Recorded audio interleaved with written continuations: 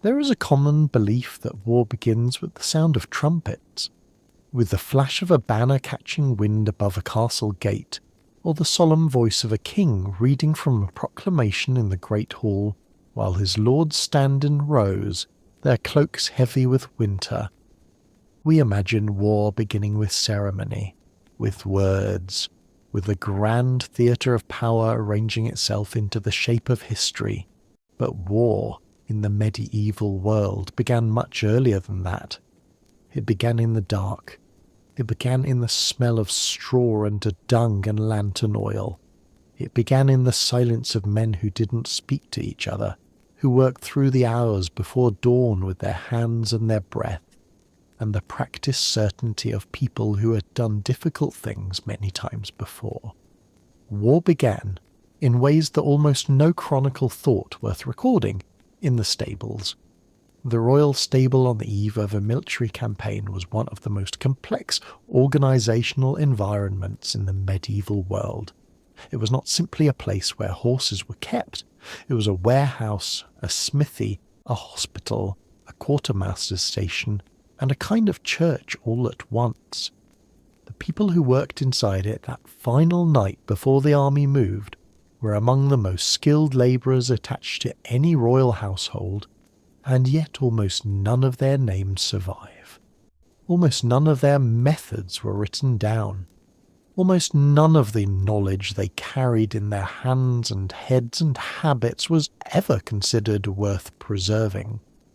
We know they existed because the armies moved, because horses survived campaigns that should have destroyed them, because medieval warfare at its most effective depended on an invisible infrastructure of animal care that functioned in silence, in the dark, through the night.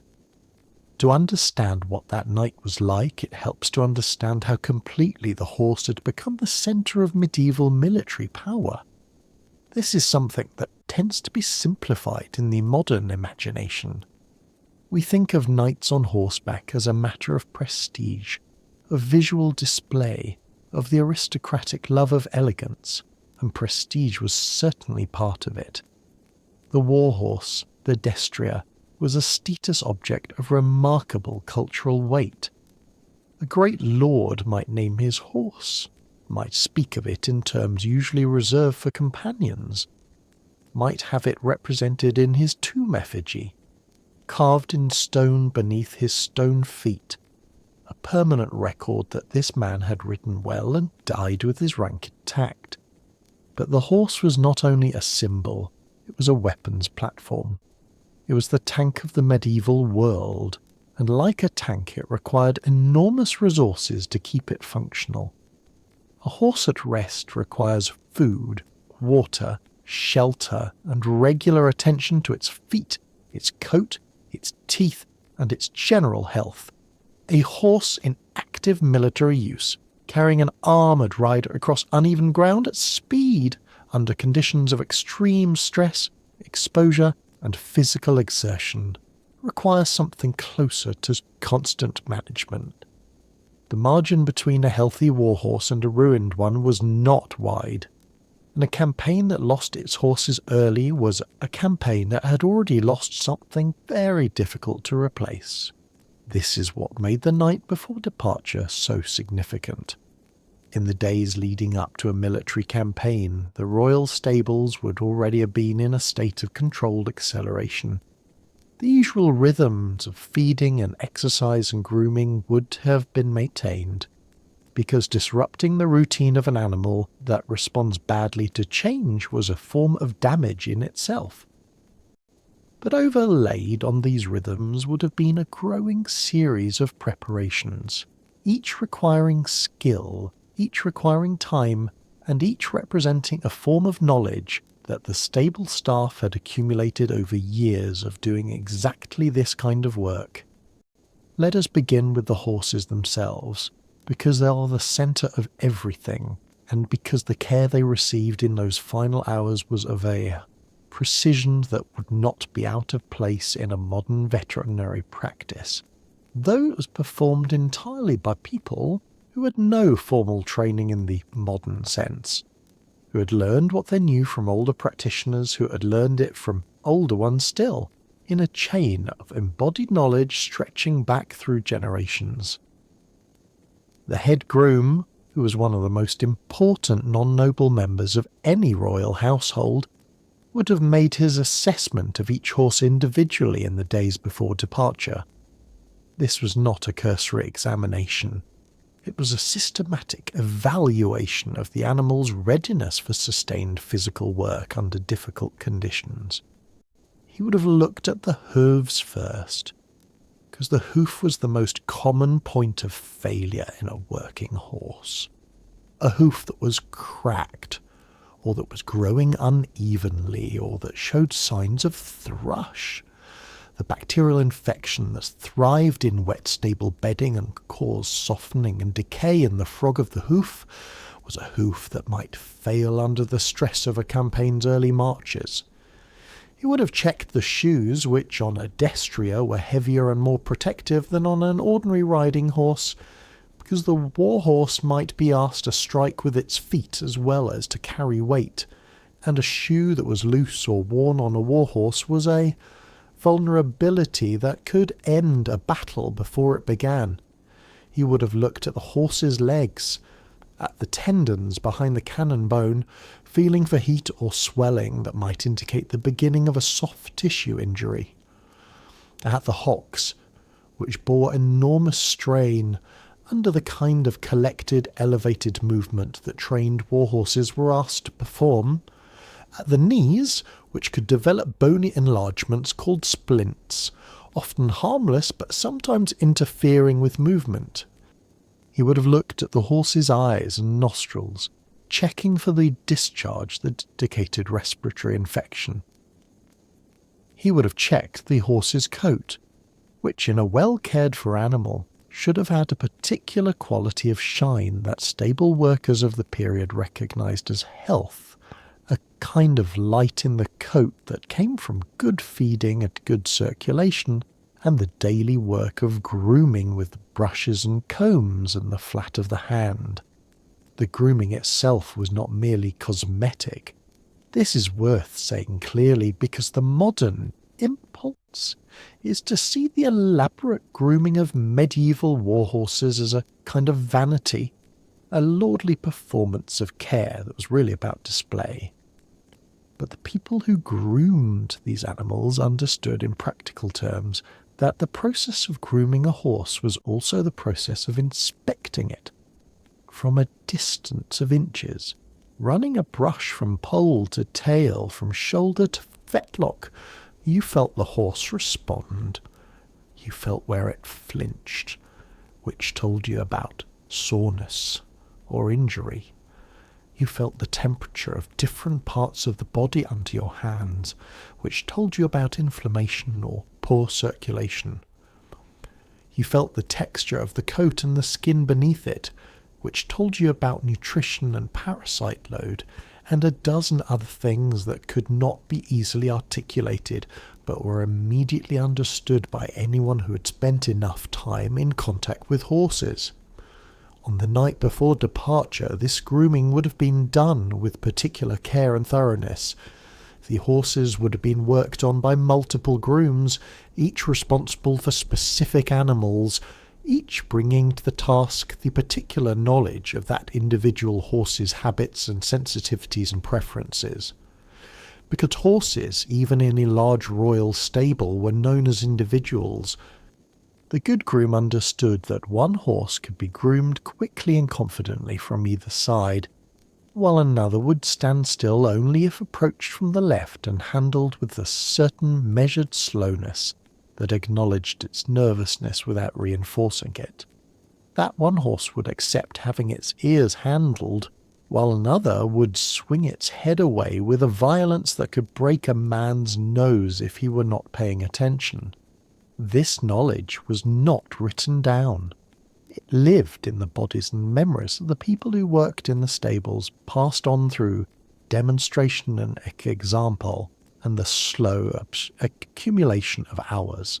It was, in the language of medieval social organisation, a craft, And like all crafts, it had its hierarchy, its apprentice system, its gradations of skill and responsibility, its own internal culture of expertise and reputation. The farrier occupied a particularly important position in this hierarchy.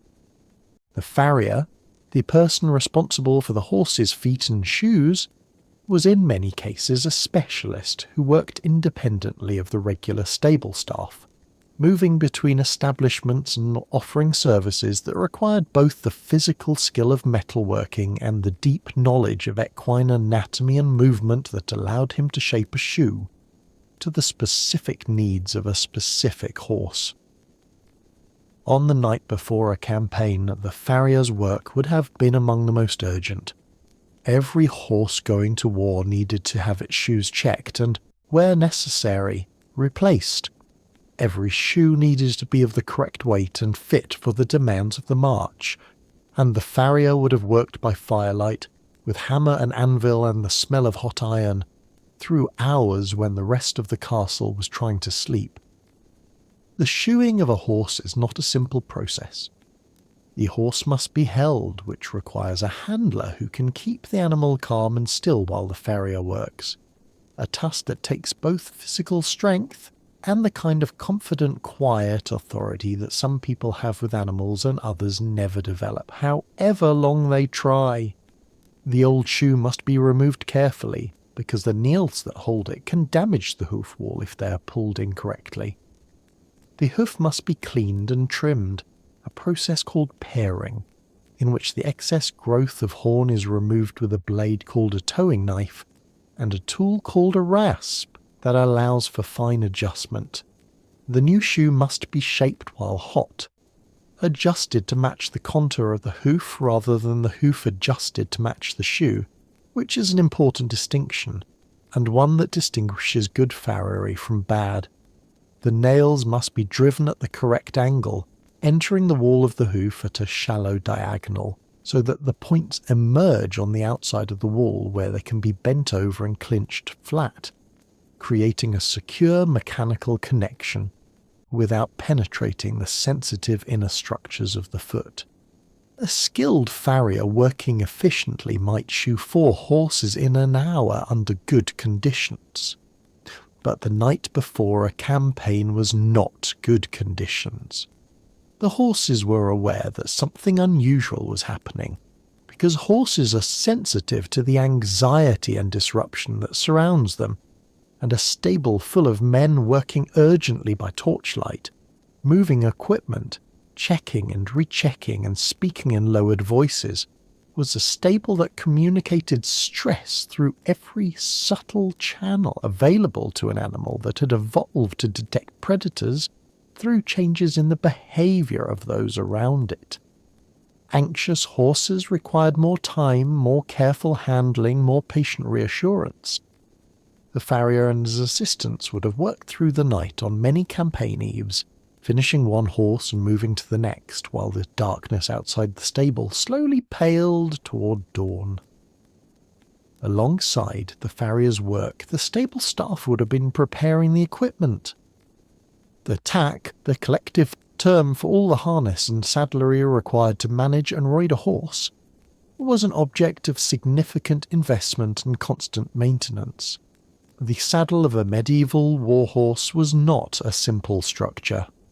It was an engineering solution to a specific problem: how to allow a rider wearing heavy armour to stay seated on a moving horse under the violent physical stress of combat, while also protecting the horse's back from the weight and pressure of that rider and armour.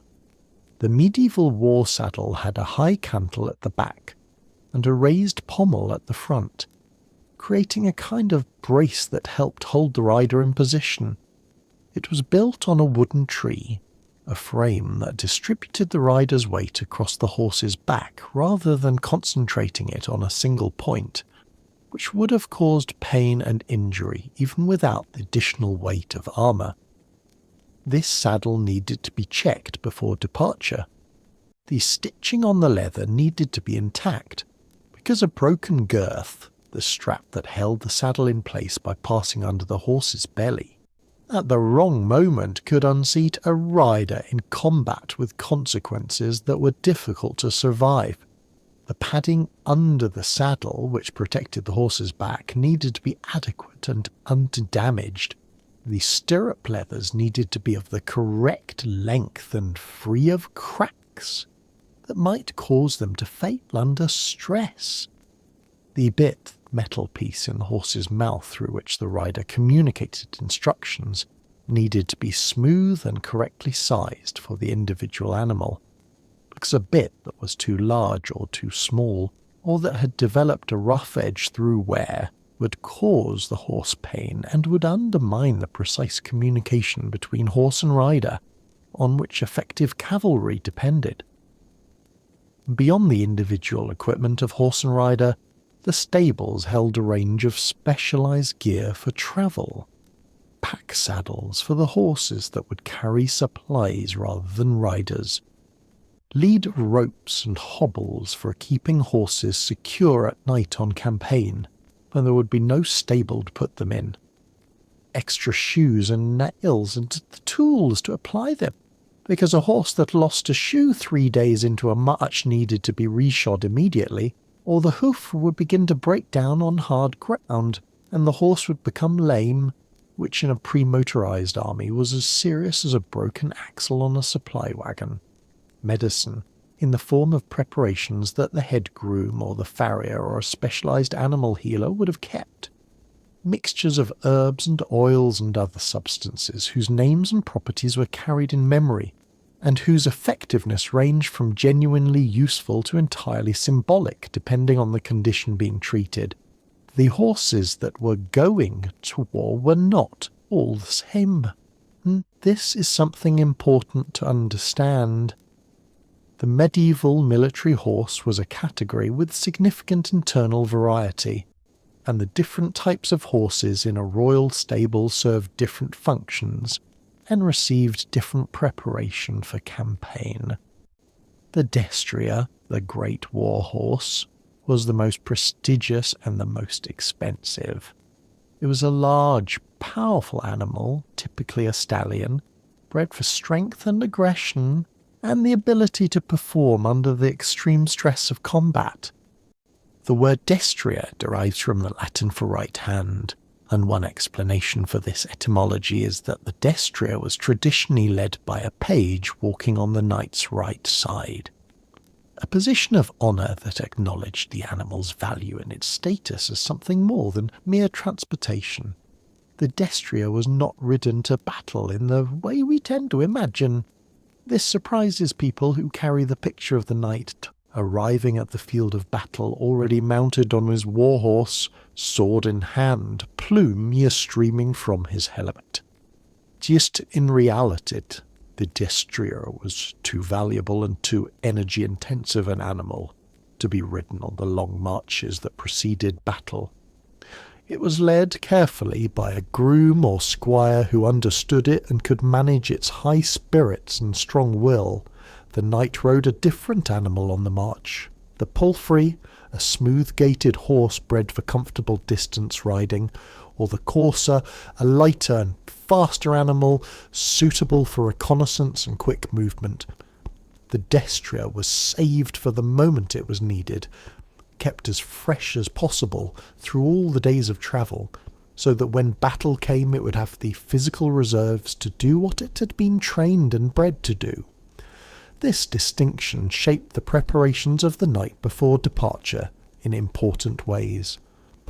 The destrier required the most careful attention, the most thorough checking and grooming and equipment inspection, because its margin for error was smallest. A knight without his destrier was a knight whose military effectiveness was dramatically reduced.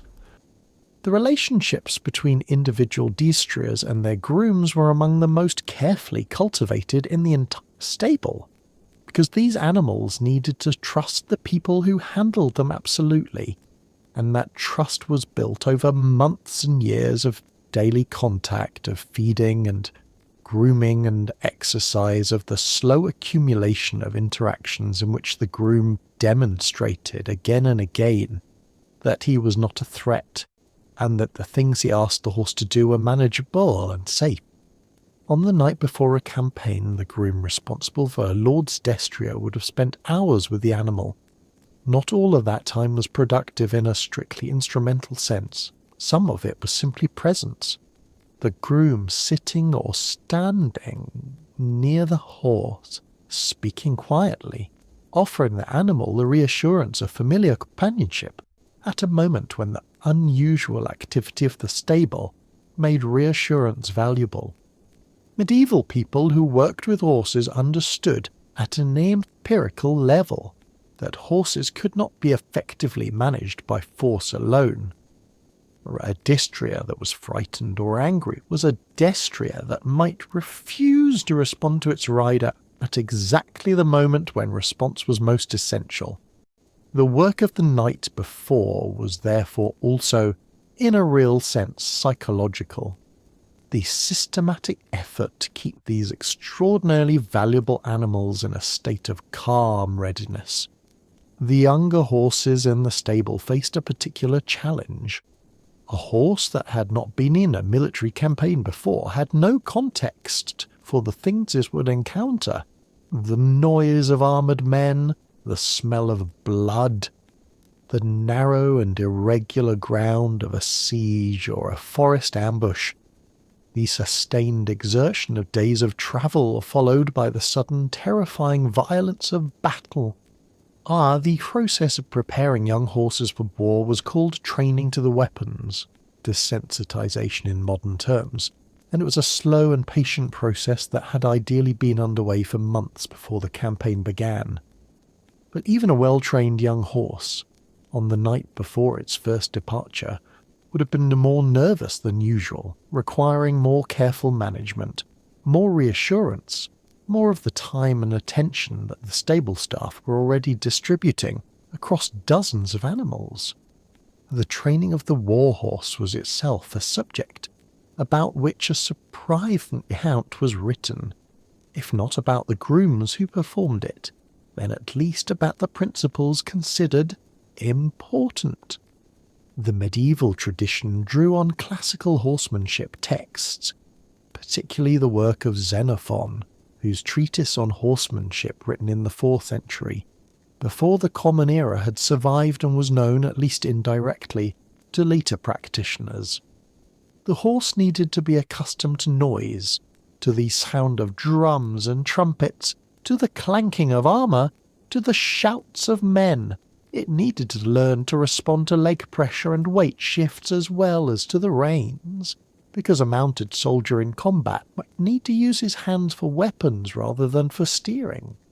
It needed to learn to stand still when commanded, to advance without hesitation when asked, and to perform certain offensive movements, rearing and striking with the forefeet that turn the horse itself into a weapon. This training took years. A destrier in its prime was typically somewhere between 6 and 12 years of age, representing the investment of at least 4 or 5 years of careful work by multiple handlers, who had each contributed their portion of the cumulative education.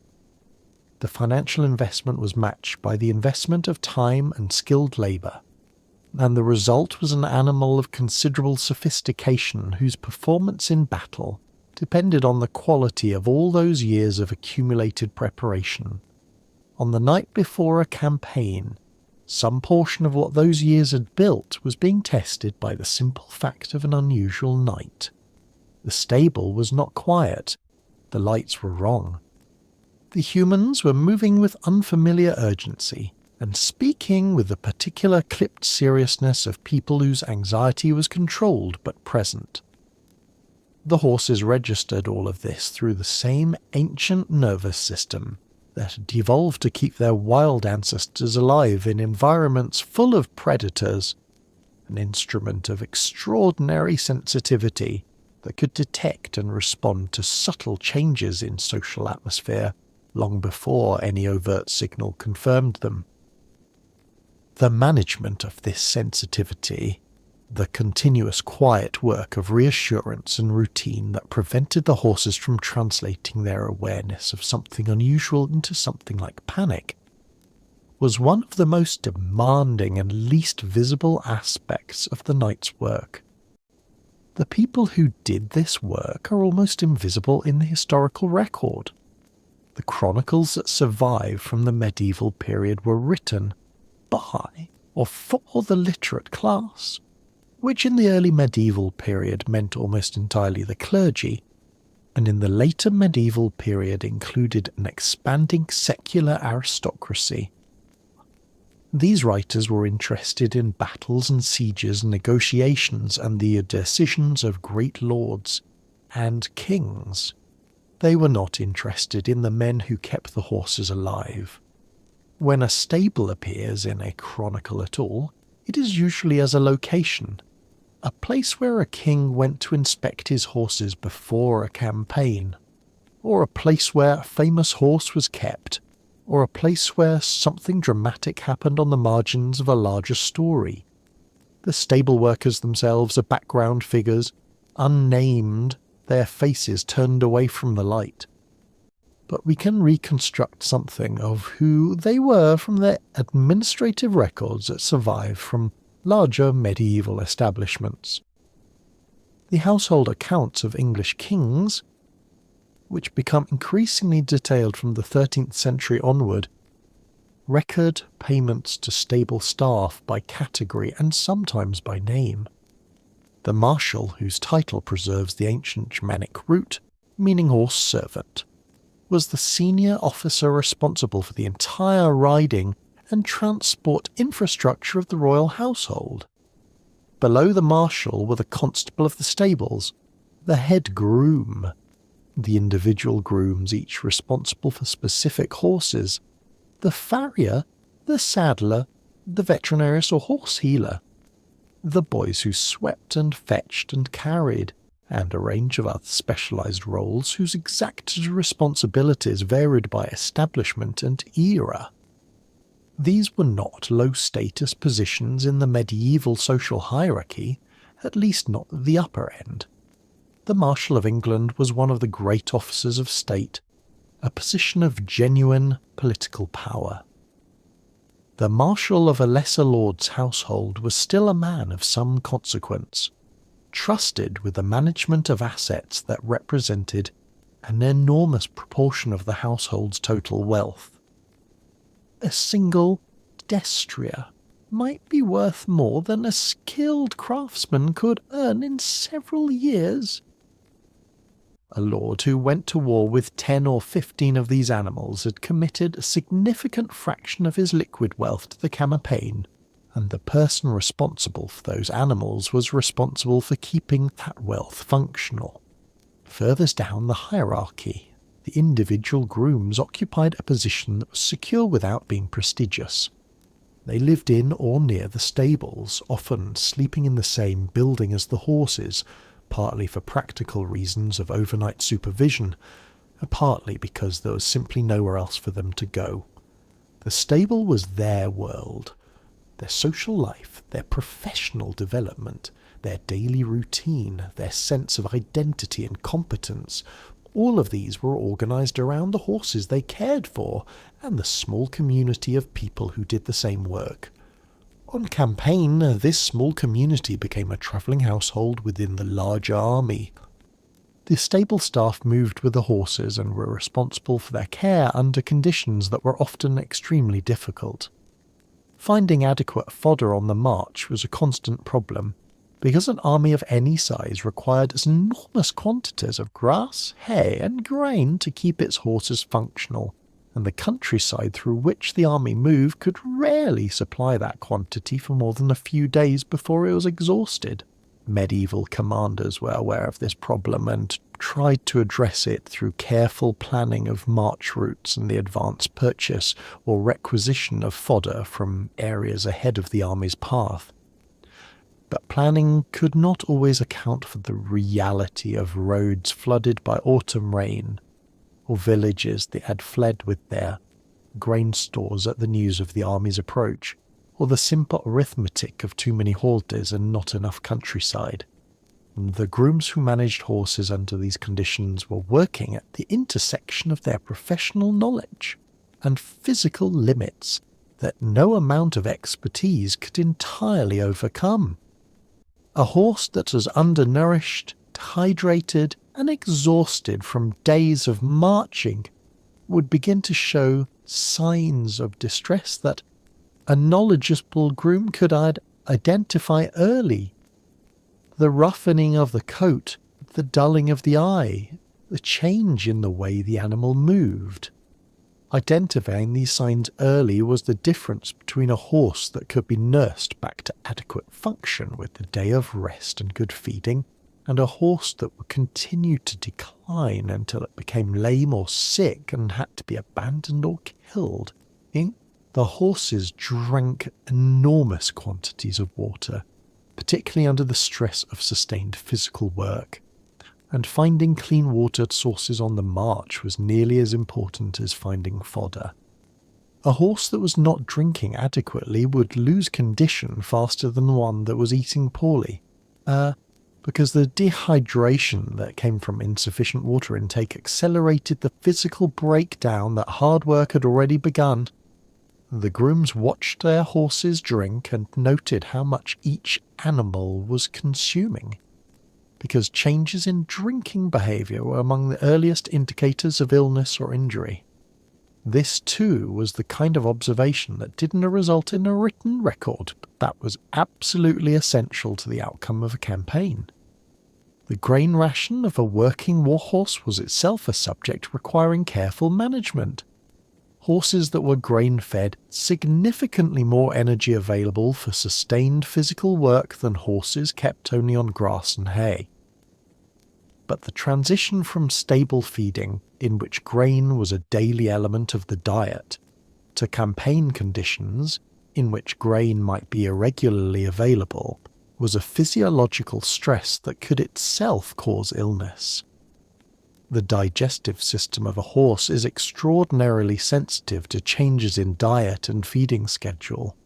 The microbiome of the hindgut, the community of bacteria and other microorganisms that allowed the horse to extract nutrition from fibrous plant material, took time to adjust to changes in the composition of the diet. Horses moved abruptly from rich grain feeding to forage-only conditions could develop the kind of digestive disturbance that in its most severe form produced fatal colic.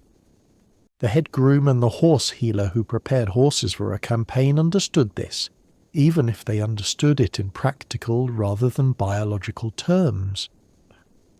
The reduction of grain rations in the days before departure and the gradual increase in hay and forage was a standard preparation for a campaign that required horses to function on variable and often reduced feed.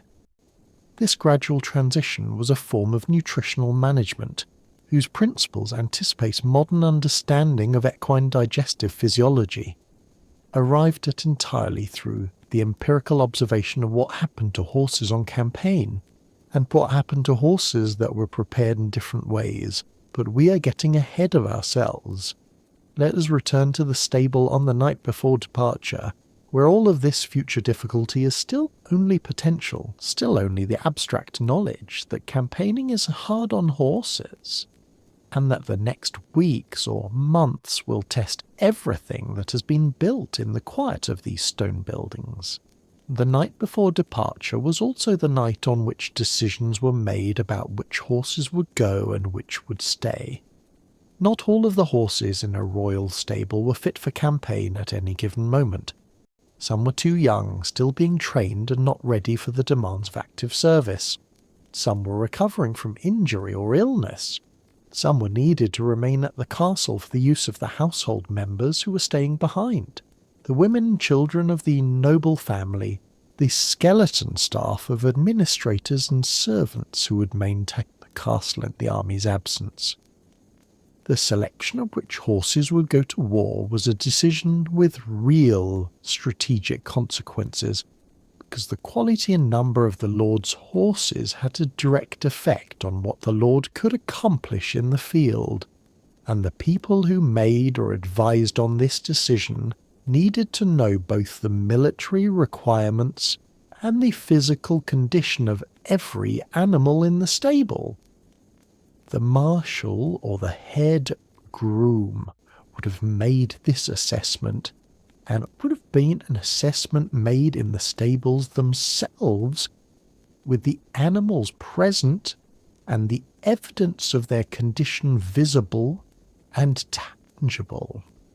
Walking down the row of stalls by lantern light, stopping at each one, the experienced eye would have taken it quickly, the things that couldn't be easily communicated in words. The quality of attention in the horse's gaze, the way it shifted its weight across its feet, the condition of its coat and the muscle development along its neck and back and hindquarters that spoke of regular, correct exercise and adequate nutrition. The eye that had been trained by years of this work knew what it was looking at, and the judgment it arrived at was precise in a way that no written protocol could have produced. The architecture of the royal stable itself shaped the work of this knight in ways that are worth considering. This medieval stable was not a uniform structure. Its form varied considerably by region, period, and the wealth of the establishment it served, but certain features were common to the more important royal and noble stables that housed the horses of military consequence.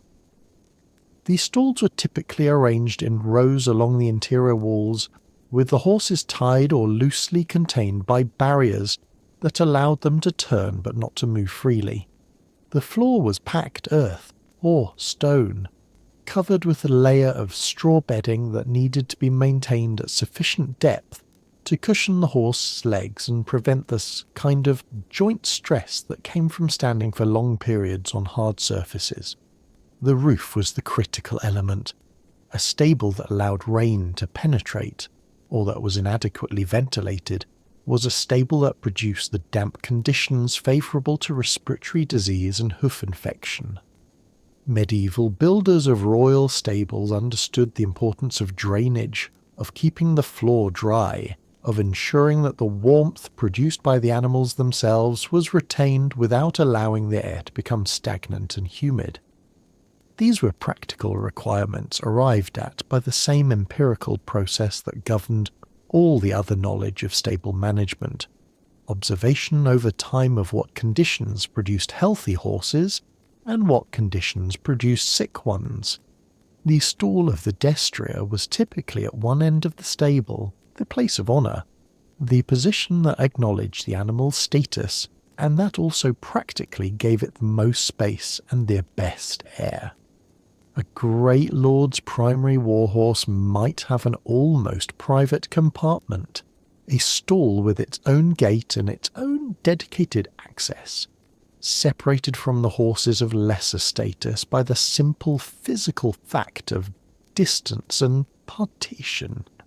The groom responsible for this animal had his sleeping place nearby, a pallet or a built platform in the corner of the stable, close enough to hear any unusual movement in the night, close enough to respond quickly to any sign of trouble. This proximity was not merely practical. It was a statement about the relationship between the groom and the animal in his care. To sleep in the stable among the horses was to make a commitment of attention that went beyond the working day. It was to say, in practical terms, that the welfare of these animals was the organising principle of this person's life, that their rhythms were his rhythms, that their health was his primary concern. Many grooms of the medieval period spent more hours in proximity to their horses than to any human being. The stable was their social world, their professional environment, and their physical home simultaneously.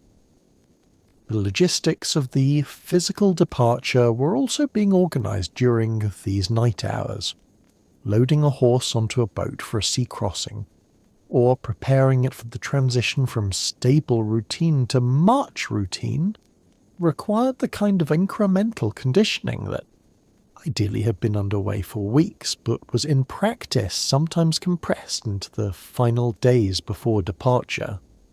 Horses that had never crossed water in a boat, which was not uncommon in inland establishments, could react with a fear that was entirely rational, given that they were being asked to step onto a moving platform over an element in which they could not survive for long. The techniques for managing this fear were empirical, developed through the experience of generations of grooms who had faced the same problem, going slowly, using familiar smells and sounds to reduce the novelty of the situation, allowing the horse to investigate the boat before asking it to board, rewarding the incremental steps of approach and compliance with the grain or the apple, or simply the reassuring voice that each horse had come to associate with safety. The night before a campaign was also, for many of the men who worked in the stables, one of the last nights in which they slept in a building. The campaign would end that comfort. Once the army moved, the stable staff and the horses they managed lived together in the open or in whatever improvised shelter could be constructed at each night's stopping place. The transition from the regulated, sheltered routine of the castle stable to the exposure and improvisation of the march was one that experienced campaign grooms had made many times, and that first-timers faced with a mixture of apprehension and the desire to appear experienced. The things you brought with you mattered enormously. The tools and medicines and extra equipment that you packed tonight would be all you had for the weeks or months ahead.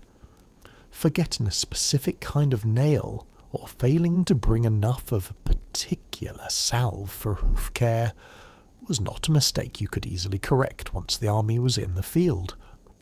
The packing of the supply horses and carts, which was also underway during the night, involved the stable staff in an uncomfortable negotiation with the army's quartermaster and the individual lord's squires and pages, all of whom had more things they wanted to bring than there was space and carrying capacity to accommodate. The horses could not be overloaded without risking the kind of back injuries that would make them useless within days. The packs needed to be balanced, because an unbalanced pack created uneven pressure on the horse's back and would cause sores that became open wounds with remarkable speed under the friction of a long march. The grooms who loaded pack horses knew what correctly balanced weight felt like and what it looked like, and they would have rearranged and adjusted and argued with other members of the household, whose judgment on these matters was not as reliable as their confidence suggested. The great lords themselves might come to the stables the night before departure. This was not unusual. The relationship between a medieval nobleman and his horses was one of the most important relationships in his professional life, and the night before a campaign was a moment at which that relationship took on additional weight. The knight who would ride to war needed to be confident in his animals, needed to know that the people who cared for them had done their work well, and the visit to the stable on the eve of departure was partly an inspection, partly a ritual of confirmation. He would have walked the stalls with his marshal or head groom, hearing the report on each horse's condition, asking about any concerns, demonstrating by his presence that he understood the importance of what happened here, and that he was prepared to take personal interest in it. Some lords took this further. There are accounts of great nobles who had developed personal attachments to specific horses that went beyond the merely practical. The destrier that a knight had ridden in multiple campaigns that had saved his life or carried him through moments of extreme danger could become an object of genuine affection, a relationship in which the horse was not merely a tool but a companion whose quality of presence mattered in a way that was difficult to articulate but was widely recognised and respected. Such a man coming to the stables on the night before a new campaign, spending time with an old horse that had shared his previous battles, was engaged in something that the people around him would have understood as meaningful, as a kind of conversation between a man and an animal that had earned each other's trust through shared extremity. The royal stable of a major medieval establishment might house anywhere from a few dozen to several hundred horses, depending on the size of the household and the scale of the military enterprise being prepared. The logistics of caring for this many animals through a single night of preparation were considerable. The head groom needed to coordinate the work of multiple teams, each responsible for a section of the stable, while also attending personally to the most important animals and making the assessments that only his experience qualified him to make. He was managing a workforce that was tired from the accelerated preparation of the preceding days, working in conditions of reduced light and elevated stress, on animals that were themselves responding to that stress in ways that required additional management. His authority in the stable was absolute, and was understood to be so by everyone who worked there. This was not the authority of nobility or of religious sanction. It was the authority of expertise, recognized and conferred by the community of people who understood what was at stake in the work.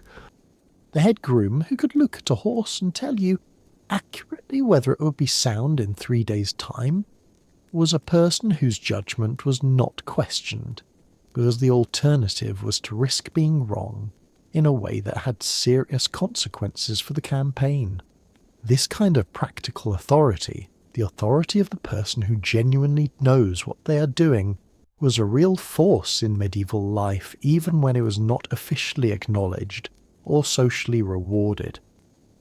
The stable boys, the youngest members of the stable community, occupied the bottom of this hierarchy.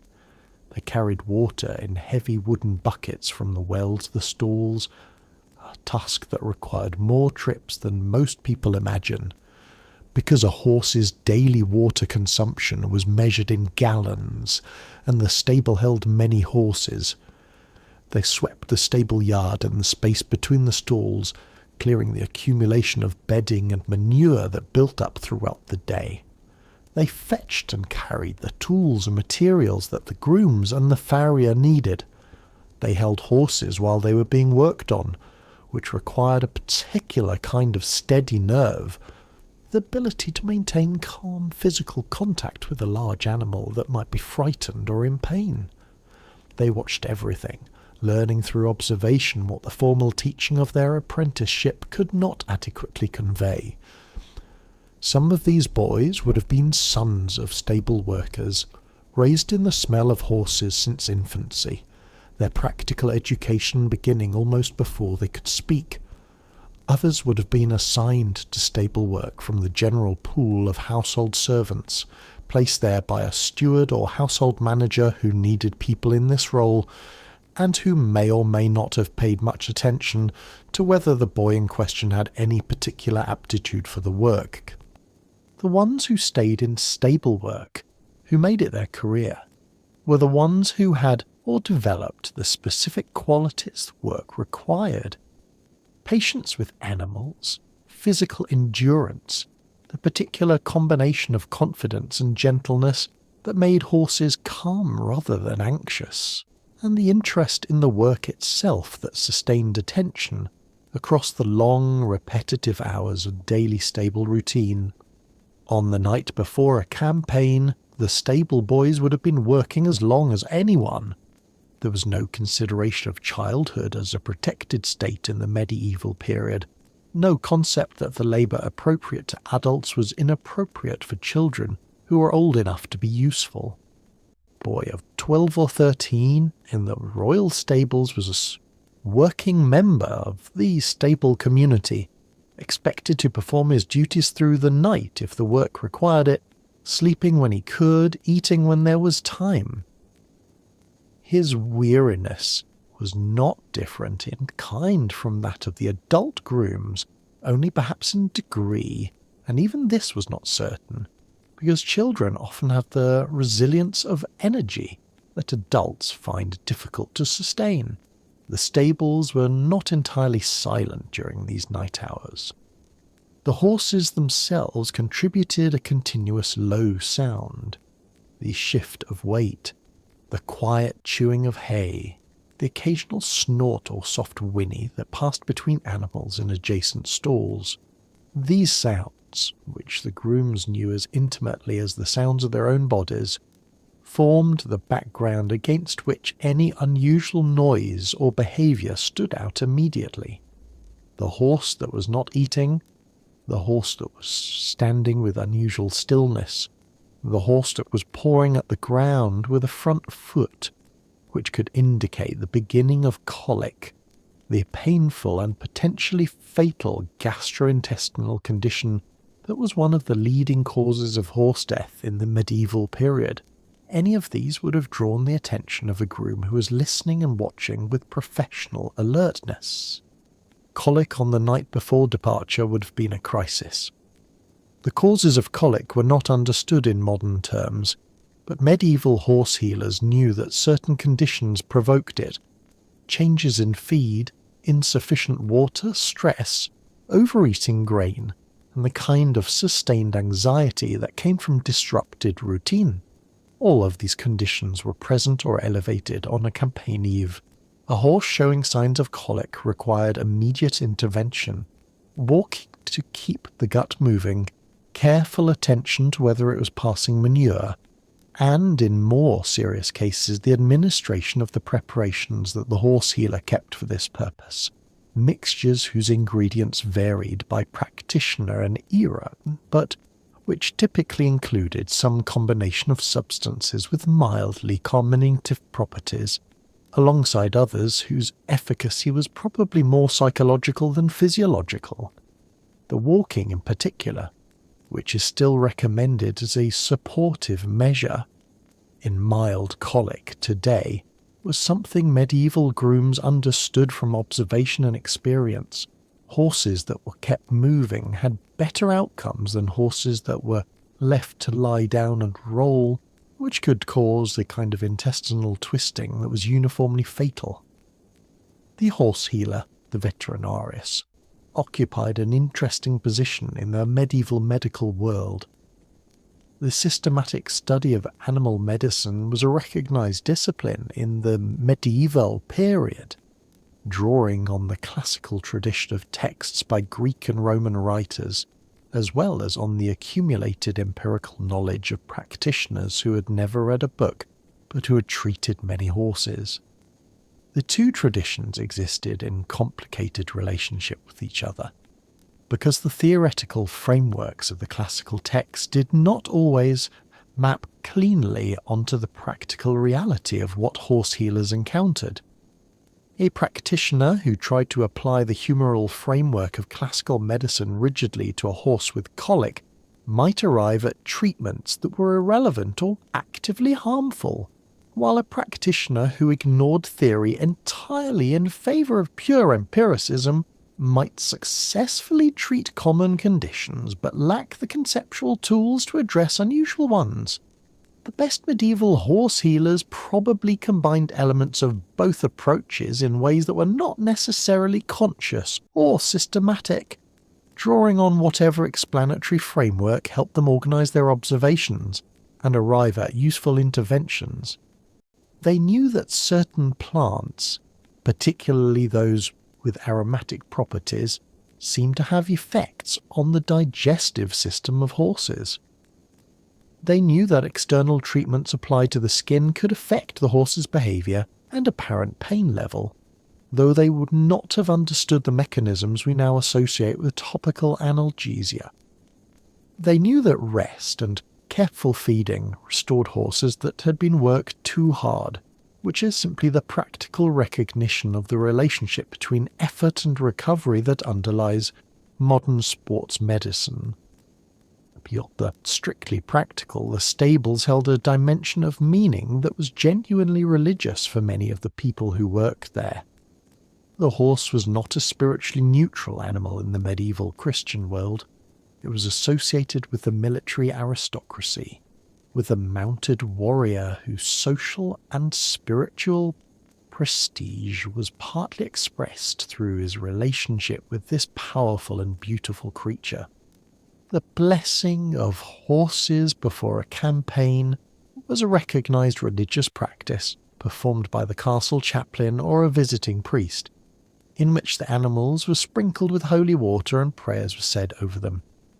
Their blessing might have been performed in the stables the night before departure, or it might have been deferred to the morning of the march, but its occurrence was expected and its absence would have been noticed.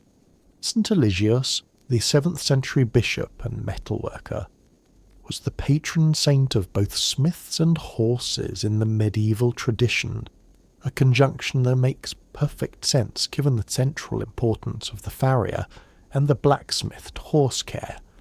Stables in important establishments sometimes had small shrines to saints associated with horses or with travellers, images or relics that the stable workers maintained with the same practical faith that characterized medieval religion more broadly, the belief that the sacred and the practical were not in opposition, that the care of a horse and the prayer for that horse's protection were both real contributions to the same outcome. The prayer said in the stable or at its entrance on the eve of a campaign were not separate from the work of preparation. They were part of it. A medieval person did not experience a meaningful distinction between the physical and the spiritual aspects of the night's activity. The farrier who shaped a shoe and the groom who said a prayer over the horse that should wear it were both doing what was necessary for the animal to survive the campaign. The tools of each were different, the hammer and the words, but the intention was the same, and the confidence that both were effective was equally real. This is not a trivial point. The spiritual dimension of medieval stable work influenced the way people understood what they were doing and why it mattered. The horse healer who mixed a remedy for a sick horse, who worked through the night to keep an animal alive, was performing an act of care that his religious framework understood as meaningful in ways that went beyond the merely economic. The horse was a creature of God. Its welfare was a responsibility entrusted by God to the people in whose care it had been placed. To neglect the welfare was not merely a professional failure. It was a failure of stewardship, a falling short of the obligations that Christian teaching associated with the proper use of the natural world. This framework of religious obligation sat alongside the purely economic and social understanding of the horse's value, in a way that was not contradictory but mutually reinforcing. The horse was valuable.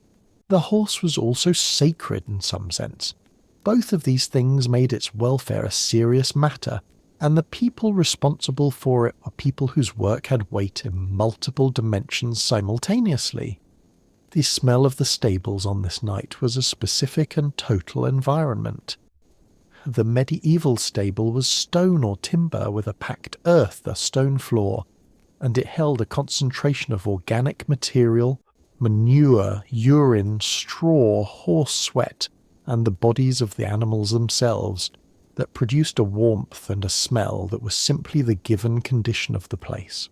People who lived and worked in stables ceased to notice this smell, in the way that people who visited noticed it. The way that travellers' accounts sometimes mention the powerful odour of the royal stables as one of the defining sensory experiences of the castle visit. For the grooms, the smell was home. It was the smell of their workplace and their competence, of the animals they knew, and the routines that organised their lives. The particular quality of the stable smell on the night before departure with the additional notes of hot iron from the farrier's fire and the oiled leather of a recently cleaned tack, was the smell of their world being prepared for the extraordinary. The light was principally the light of fire, torches in iron brackets on the walls, lanterns carried from stall to stall, the forge fire of the farrier casting its red light across the faces of the men who worked around it. Medieval fire was uncertain and demanded attention. A torch that burned down needed to be replaced. A lantern that went out left a section of the stable in darkness that could be navigated by familiar bodies, but that made careful work impossible. The management of fire was one more layer of practical attention distributed across the already complex activity of the night. And fire in a stable was not merely an inconvenience when it failed, it was a catastrophe when it spread. A stable fire was among the most feared events in a medieval castle, not only because of the loss of irreplaceable animals and equipment, but because horses in a burning stable were extraordinarily difficult to save, their terror in the presence of fire overcoming even the most familiar handling and making evacuation a life-threatening task for the grooms who attempted it. The awareness of this risk shaped the way fire was managed in the stable during the preparations of the night before a campaign. The torches were placed in positions where they could not be knocked down by a startled horse. The forge, if it was located within the stable building rather than in a separate smithy, was carefully managed. The coals banked when the farrier was not actively working. The lanterns were of a design that protected the flame from the drafts and sudden movements of a working stable. None of these precautions were entirely reliable because fire does not respect precautions, but the stable workers understood the risk and managed it with the same practical attention they brought to every other aspect of their work. Outside the stables, the rest of the castle was engaged in its own versions of preparation. The great hall would have been active until late, with the Lord's senior commanders and advisers discussing the final details of route and timing, with clerks making lists of men and equipment, with the cooks producing the food for a household in the last hours before it divided, some of it going to war and some of it staying behind. The armoury would have been busy, with the armourers making final adjustments to harness and checking the condition of weapons. The chapel would have been in use, with members of the household attending late prayer and some individuals making private religious observations that the gravity of departure seemed to require. But the stables were different from all of these spaces in one important respect. The work done there could not be postponed. The sermon in the chapel could be shorter or longer, depending on the preacher's inclination. The discussion in the great hall would continue past midnight if the Lord felt it necessary. But the horses needed to be shod and groomed and fed and watered, and their equipment needed to be ready.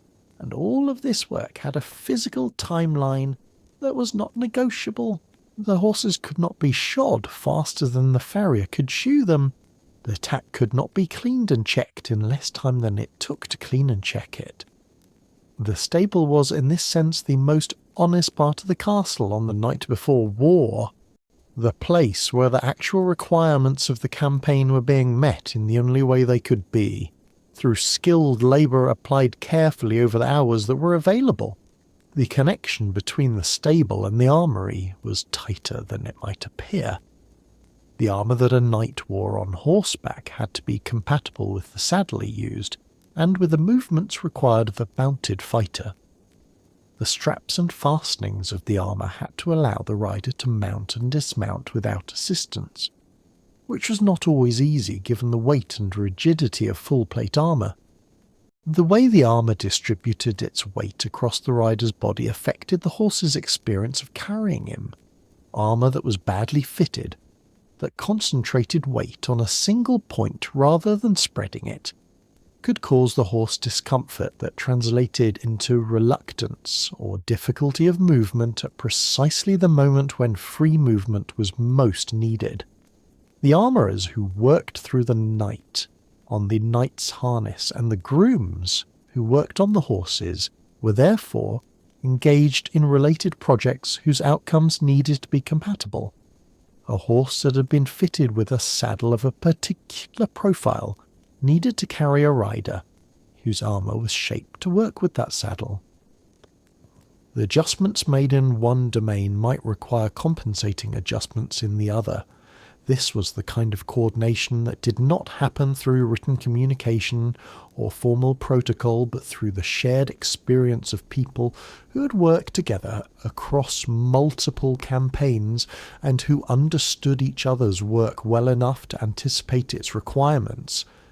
The squires, the young men in training for knighthood who were attached to the lord's household, occupied a middle position in all of this preparation. They were not stable workers in the sense of being employed as grooms, but they were responsible for the care of specific aspects of their lord's military equipment and for the management of specific horses in his string. The squire's relationship to the destrier was a defined one. He was responsible for leading the horse at the right hand of the knight on the march, for ensuring that it was adequately cared for in his lord's absence, and for presenting it to the lord in readiness at the moment it was needed. This responsibility gave the squire a significant stake in the work of the stable on the night before departure. If the destrier was not ready, the squire was answerable. If the horse was poorly conditioned or improperly equipped, the failing might be attributed to the squire's negligence rather than to the groom's, depending on the specific arrangements of the household. The night before, a campaign was therefore, for squires as for grooms, a night of serious attention to the horses in their charge, a checking and rechecking of condition and equipment that expressed the understanding that what happened here had real consequences. The squire's training in horsemanship was one of the central elements of his education for knighthood.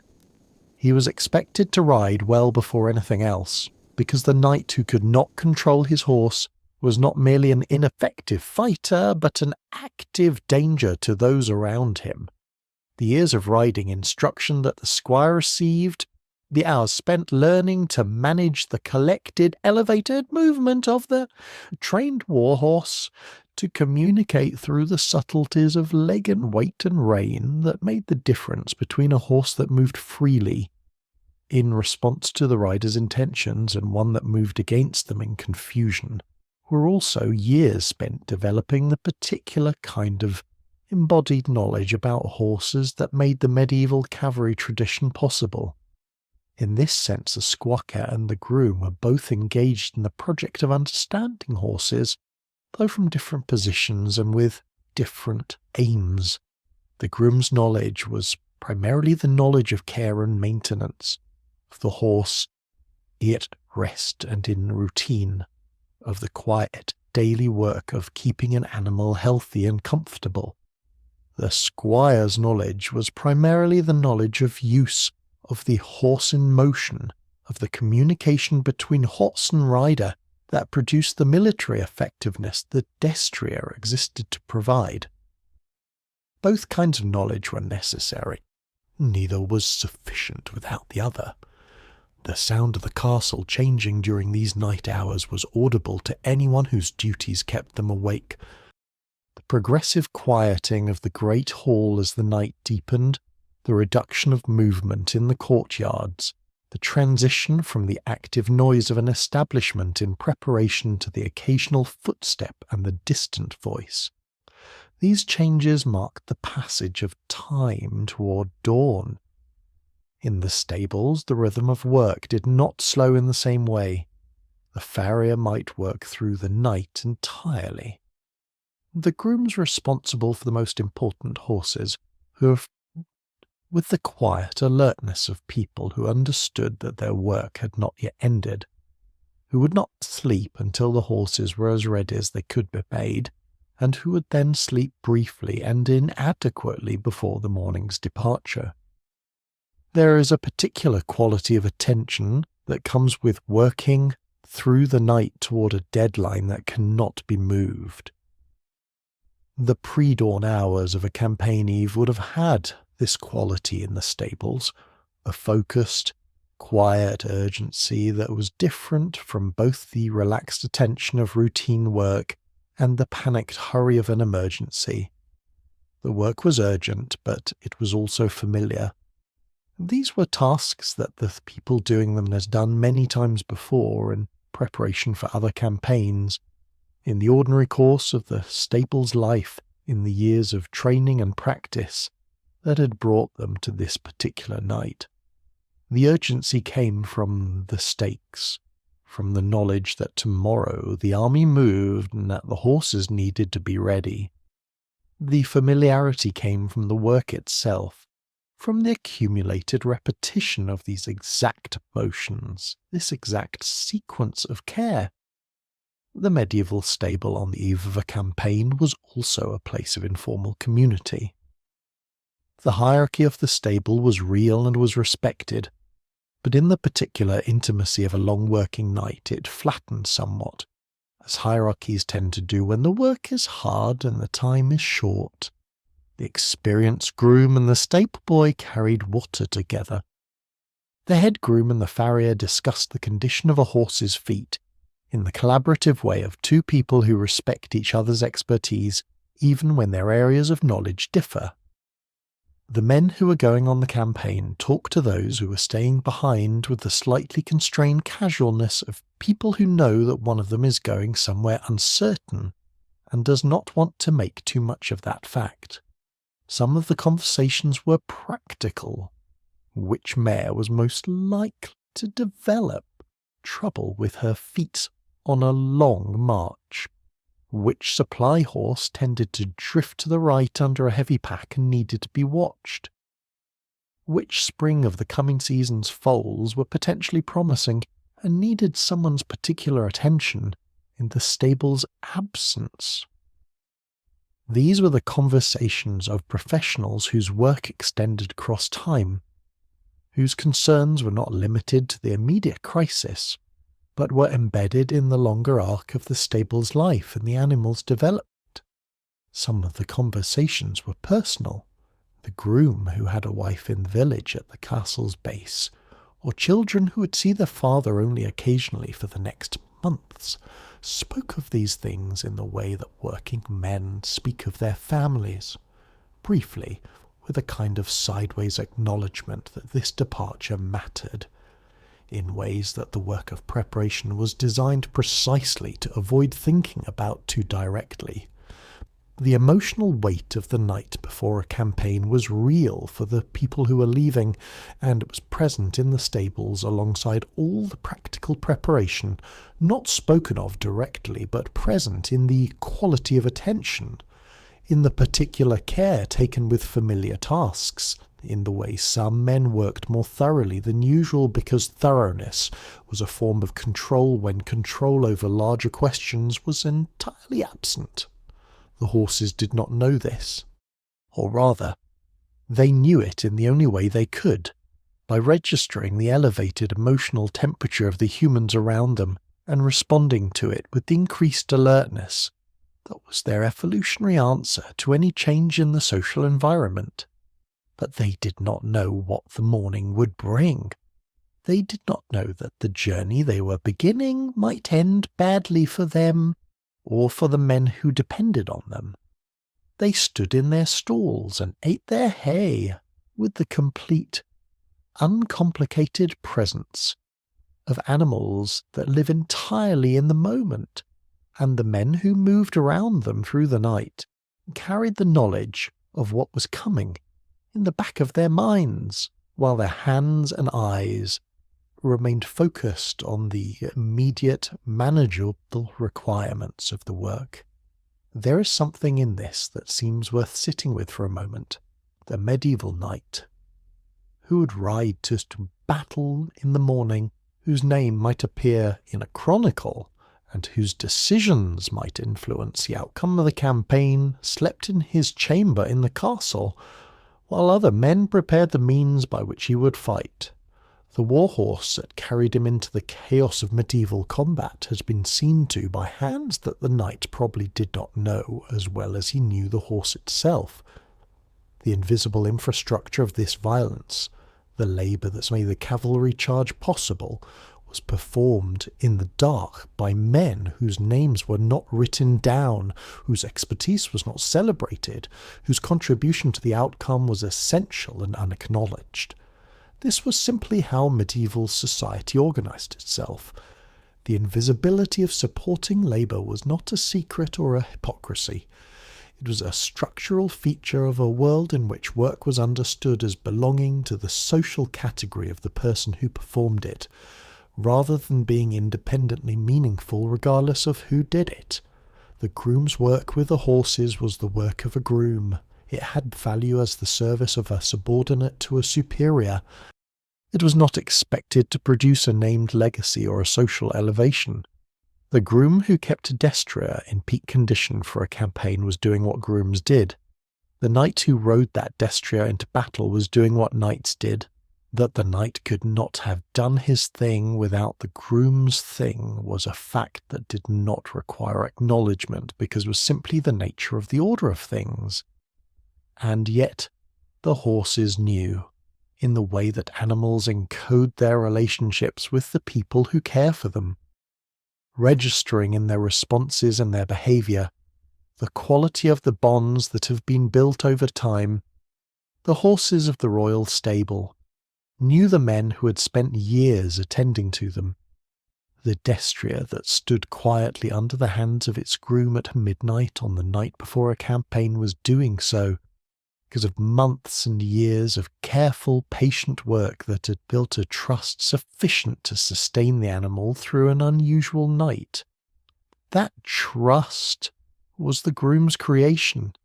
It was the thing he had made through all those mornings of feeding, and all those afternoons of exercise, and all those evenings of grooming, and all those nights of quiet presence in the stable that the horse had learned to associate with safety and reliability. When the army moved out in the morning, the stable workers went with it. They were not the people who would appear in accounts of the battle. They were not the people whose strategic decisions would be assessed by later historians, but they were the people who, through all the preceding hours of darkness, had made the campaign possible by keeping its horses alive and functional and ready. The great military enterprises of the medieval period were, in this fundamental sense, also enterprises of animal husbandry, of veterinary skill, of craft knowledge preserved in bodies and passed through generations, of labour performed in firelight by people whose names we do not know, whose faces we have never seen, and whose contribution to the history we think we understand was as real and as necessary as anything done by the men who rode the horses they kept. The movement of the army out of the castle in the morning was itself a complex logistical performance. The order of march was predetermined. The vanguard, the main body, the rear guard, each component with its own position in the column and its own pace. The horses needed to take their places in this order, which required managing the simultaneous movement of many animals through the confined space of the castle gate and the road beyond it in a sequence that minimized confusion and distress. The stable staff who had worked through the night were now working again, managing the loading and departure of horses whose readiness was the result of everything done in the preceding hours. The destriers were among the last to leave, led carefully behind their riders who had already mounted on other animals for the march. Their departure from the stalls they had occupied for months or years was watched by the grooms who were staying behind. The boys too young for the campaign, the men needed to maintain the reduced household. The horses walked out of the stable and into the morning light with the focused, slightly elevated alertness of animals aware that something has changed, that the familiar environment is being exchanged for something new and unpredictable. The stable behind them was suddenly empty of its most important occupants. The stalls that had been the daily world of specific animals, shaped by their habits and worn by their presence, held only the residue of the night's preparation. The bedding trampled from hours of careful work, the water buckets still full from the final watering before departure. The smell of the farrier's fire fading slowly as the hours passed. These were the traces of a night's labour that had already moved out of sight down the road with the army, its purpose fulfilled, its success or failure not yet determined, its story not yet over. The straw on the stable floor in the morning light was trampled and soiled, the detritus of a working night. The torches had burned to their sockets. The forge fire had been banked, and outside the castle gates, in the early light of a campaign morning, the column was forming, the horses among them standing in their careful preparation, shoes bright and coats brushed and tack well fitted, carrying the weight of history on their backs and in their feet and in the invisible work that had been done for them while the night lasted. We tend to look for history in the places where history was said to happen, in the great halls and the council chambers and the fields of battle. We look for it in the words that were recorded and the names that were remembered, but some of the most essential history happened in the places where language was not the medium, in the stable at midnight, in the hands on the hoof, in the quiet voice that kept an animal calm through the long hours before a campaign that might end or extend a dynasty, that might push a boundary or collapse one, that would certainly change lives, that would certainly end some of them. The horses did not know this. They stood in their stalls and ate their hay and shifted their weight and breathed the warm air of the stable with that uncomplicated presence of animals that live entirely in the moment. The men who cared for them carried the knowledge of what was coming, the abstract weight of war that none of them could fully imagine, but all of them had heard described, that some of them had survived before and would survive again or would not.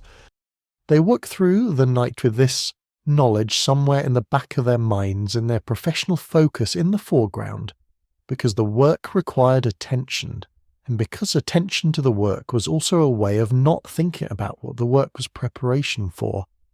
There is something deeply human in this, the way that difficult work can be a kind of shelter, the way that's the precise demand of caring for a living creature, the absolute requirement of presence and attention that an animal imposes can hold a person in the immediate and protect them from the larger fears that wait in the spaces where there is nothing to do. The groom who was working on a horse at midnight was not worrying about the battle. He was watching the horse's foot. He was feeling for heat in the tendon. He was listening to the quality of the horse's breathing. He was present completely in the small world of this one animal, this one stall, this one night. And in the morning everything changed. The army moved, the stable emptied. The horses that had been there, that had been known and named and tended, were gone into the distance, carrying their riders into a future that the stable itself could not follow. The boys left behind to care for the remaining horses and maintain the stable in the army's absence stood in the doorways of an unusually quiet building and listened to the sound of the column diminishing down the road. The work would continue, as it always continued, but something had left with the horses, some animating quality of purpose and urgency that the night before a campaign concentrated in one place and then dispersed across the roads of a medieval kingdom. The stable, empty of its most important occupants, waited. The great hall waited. The castle itself waited in the particular suspension of a place that has sent its best energy out into the world and is now occupied only by the machinery of waiting. The horses would come back, or they would not. The campaign would succeed, or it would not. The names in the chronicle would be written, or they would not. But the care that had been taken on the night before departure, the hours of skilled labour in the firelight, the attention given to the feet and backs and coats and spirits of animals that carried the weight of medieval warfare in the most literal sense. That had happened. It was done. It was real. It was part of the foundation on which whatever came next was built. To think about medieval warfare only in terms of strategy and valour and the clash of armoured men on open ground is to think about the visible surface of something that had deep, invisible roots. Those roots were in the stables. They were in the knowledge of the grooms who spent their working lives attending to animals that could not speak to them but communicated in every other way available to them. They were in the patience of the farrier working by firelight to shoe one more horse before dawn. They were in the accumulated craft of people who understood horses well enough to keep them alive and functional under conditions that regularly destroyed them, and who transmitted that understanding not through books, but through this direct demonstration of how to stand next to an animal and what to do with your hands. We sleep now in a world from which all of this has largely departed. The war horse is a historical artifact. The farrier still exists, the skill still needed, but in a context stripped of its medieval urgency. The groom's knowledge, the particular attunement to the specific animal in the specific stall, persists in the culture of equestrian sport and in the quieter world of working horses in the few places they are still found. But the experience of the royal stable on the night before a medieval campaign that concentrated urgent, fire-lit, animal-scented, labour-intensive, entirely necessary preparation is gone from the world, and with it a form of knowing that was never written down, and that now exists only in the fossil record of the horses' hooves preserved in museum collections, in the occasional inventory that lists the contents of a stable in abstract terms, and in the horses themselves, which no longer live in stone stalls, but whose bodies still carry the ancient capacity for a relationship with the humans who attend to them with patience and attention and care. The knowledge that passed between generations of grooms was not only technical, it was ethical in a sense that the medieval world would have recognized, even if it would not have used that word. The care of a horse was a moral as much as a practical matter. To do it well was to do right by an animal that could not advocate for itself, that depended entirely on the attention and skill of the people in whose charge it had been placed. The groom who took extra time with a nervous horse on the night before a campaign, who stayed past the point when the work was technically complete because the animal was not yet settled, was acting from a kind of practical and compassion that the medieval period expressed in religious terms, but that we would recognize as the same impulse that motivates good animal care in any era. This is one of the things that makes the royal stable, and the night before a campaign that it represents, worth thinking about carefully. It was a place where the most pressing concerns of medieval society, military power, economic investment, political survival, intersected with the most intimate forms of human care. The great lords of medieval Europe understood that their power depended on their horses, and their horses depended on the people who cared for them. The chain of dependency ran all the way from the king in his great hall to the servant boy carrying water in the pre-dawn darkness, and the fact that the chain was invisible in the records did not make it any less real in the world. let us rest here in this understanding. The night before a medieval war was many things. It was strategy and prayer and the weight of decision and the fear of what the morning would bring. But it was also, in one long stone building lit by torches, the sound of a brush moving through a horse's mane and the smell of hot iron and the voice of a man speaking quietly to an animal that could not understand his words, but understood his tone completely. It was ordinary care made extraordinary by context. It was labour that was invisible in its time and has remained invisible in ours. It was the essential foundation of things that history, remembered by forgetting everything on which they stood. The medieval horse's relationship to the broader economy of the castle deserves careful consideration, because it illuminates aspects of the night before a campaign that would otherwise remain invisible. A royal stable was not merely a functional unit of the military household. It was an agricultural operation, a manufacturing site, and a financial institution all in one, and its preparation for war engaged all of these dimensions simultaneously. The agricultural dimension was straightforward. Horses needed hay, grain, and sometimes fresh grass, and the production and storage of these materials was a year-round concern for any establishment that maintained significant numbers of horses. The royal demesne, the agricultural land directly managed by the crown, or the lord, included meadows set aside for hay production, grain fields whose output was partly directed to the stables, and pasture land where horses could graze in the growing season. The management of this agricultural infrastructure was coordinated with the needs of the military household in ways that required planning across months and years, not just the immediate days before a departure.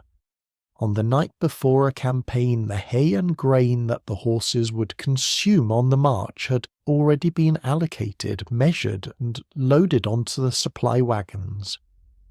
The calculation of how much fodder would be required for a force of a given size over a march of anticipated duration was a logistical exercise of real complexity, because it needed to account for the different nutritional requirements of different types of horses, the expected losses from spoilage and theft and accident, the possibility that the march would take longer than planned, and the uncertainty about what could be obtained by foraging or purchase en route.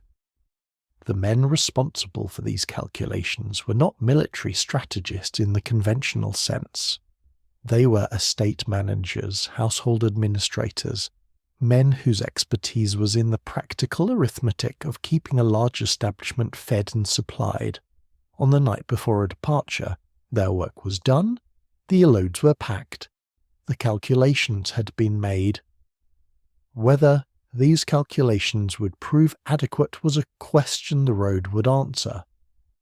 The manufacturing dimension of the stable was represented most clearly by the saddler and the armourers, whose work on equine equipment overlapped with that of the farrier. The saddler was responsible for the leather goods of the stable, the saddles and their components, the bridles and reins, the stirrups and their leathers, the pack saddles and the straps and buckles and rings and attachments that connected them to the horses and to the loads they carried. Leather of the period was worked and maintained with preparations of grease and oil, tallow being the most common, which kept it supple and resistant to the cracking that cold and wet produced in untreated hide. On the night before a campaign, the saddler or the grooms trained in the leather care would have worked through the tack systematically, applying treatment to any piece that needed it, stitching any seam that had begun to separate, replacing any buckle or ring that was showing signs of metal fatigue. The financial dimension manifested in the insurance-like quality of preparation. Every hour of the night's work represented an attempt to reduce the probability of expensive losses. A horse that went lame on the march because its shoe was inadequately fitted was a financial loss in addition to a military inconvenience. The armour that failed because a buckle gave way at the wrong moment was a loss that extended beyond the equipment itself to the potential injury or death of the man wearing it. The medical preparation that addressed a developing health problem before it became serious was an investment with a calculable return in the form of a horse that remained functional through the campaign rather than being abandoned or killed at the roadside. This economic logic ran through all the decisions of the night before departure, and gave them a precision that pure military thinking might not have produced.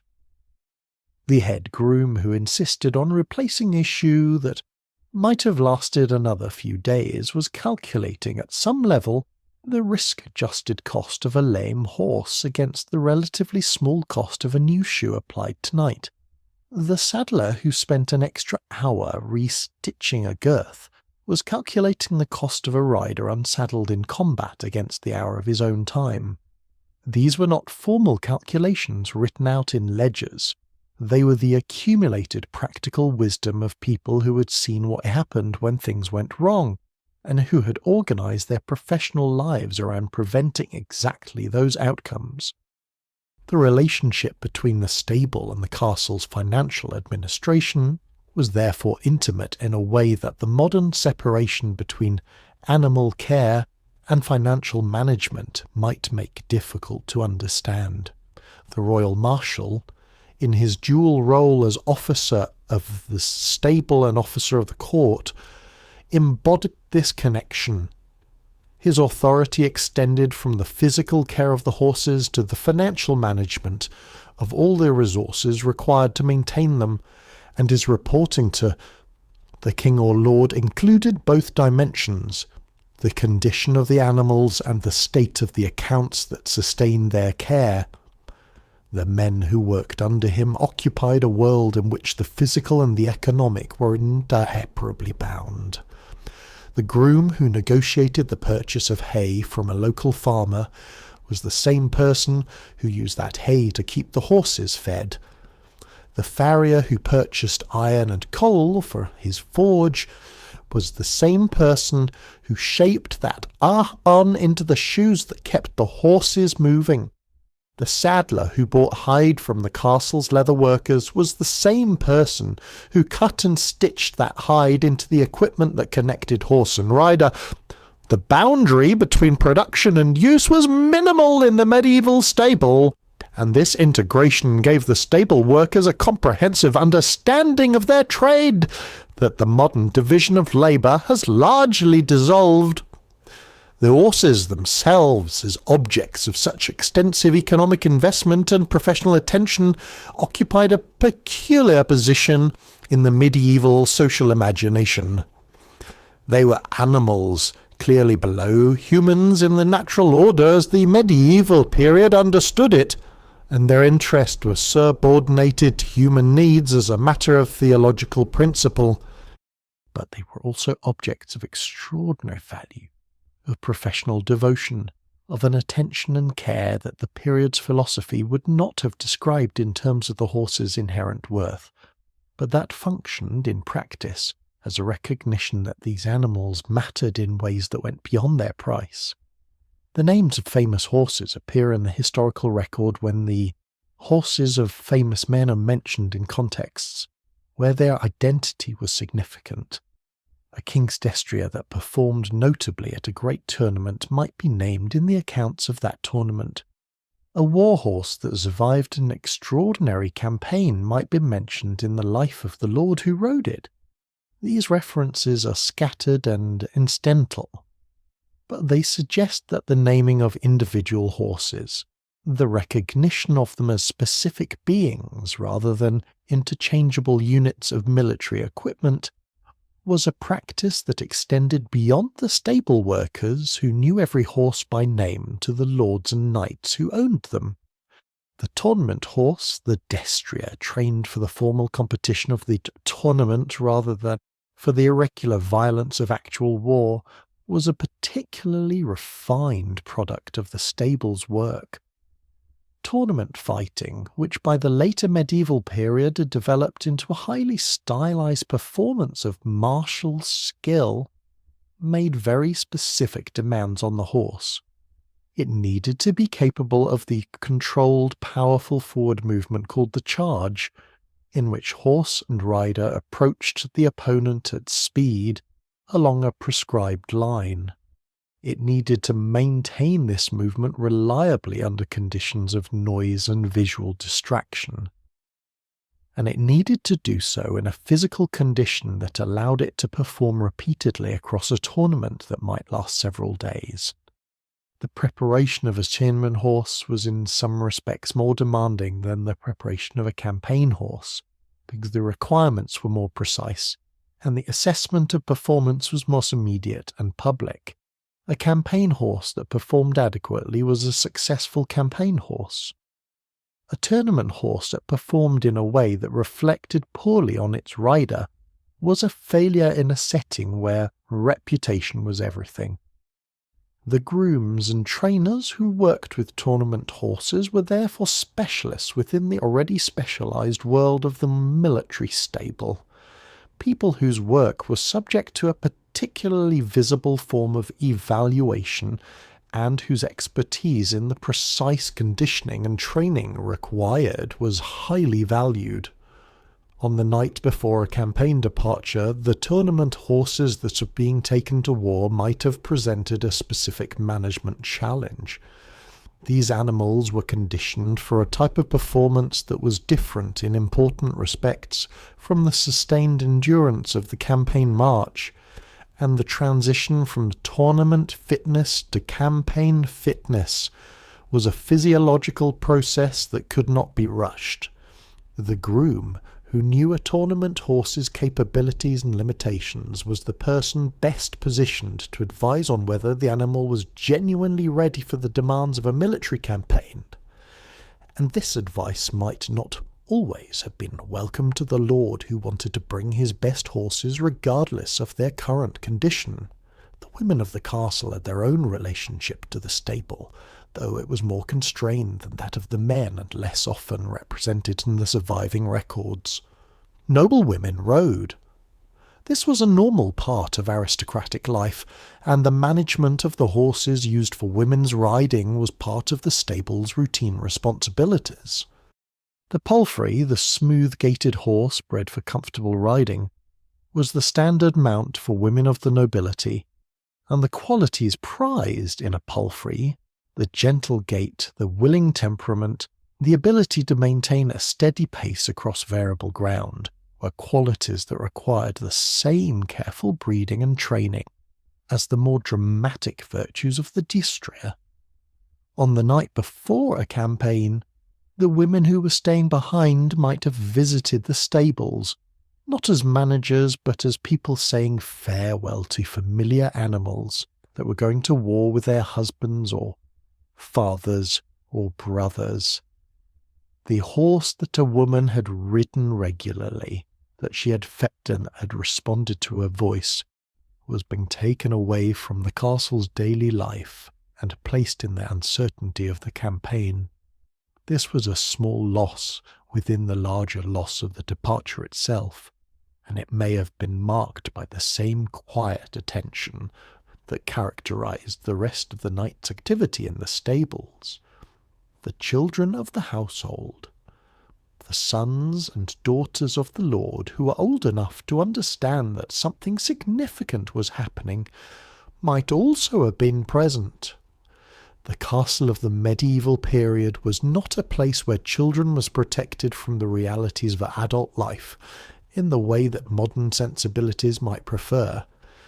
They were present at significant moments, aware of the departure that was coming, perhaps watching from the edges of the stable activity with the particular combination of excitement and anxiety that children bring to things they do not fully understand.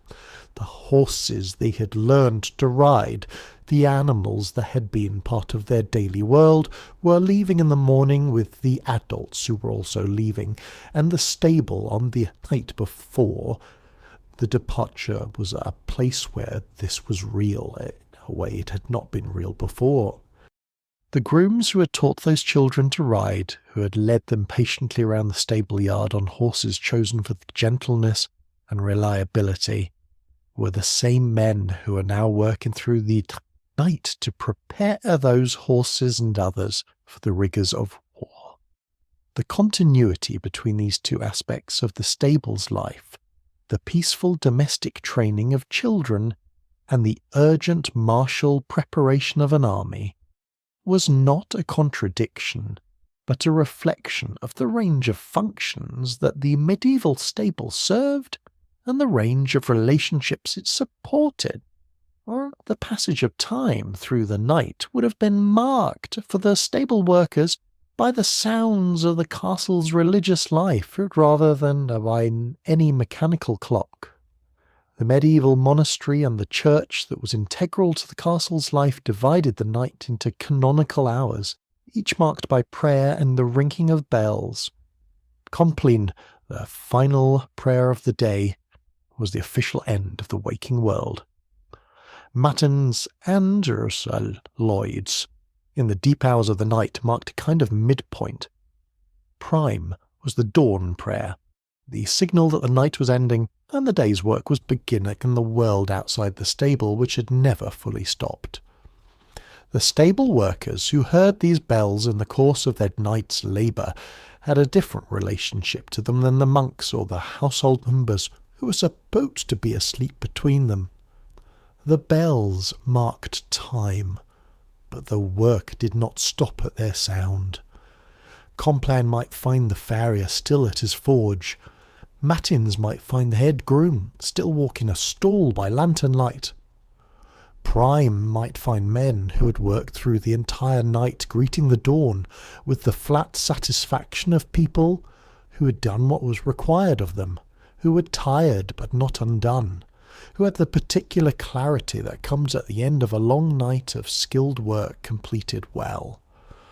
The dawn itself was a threshold of a specific kind in the mere medieval world. Light was not simply a practical convenience, it was a theological and symbolic reality. The return of the sun that made the world legible again, the end of the hours in which darkness created the possibility of all the things that were possible only in darkness.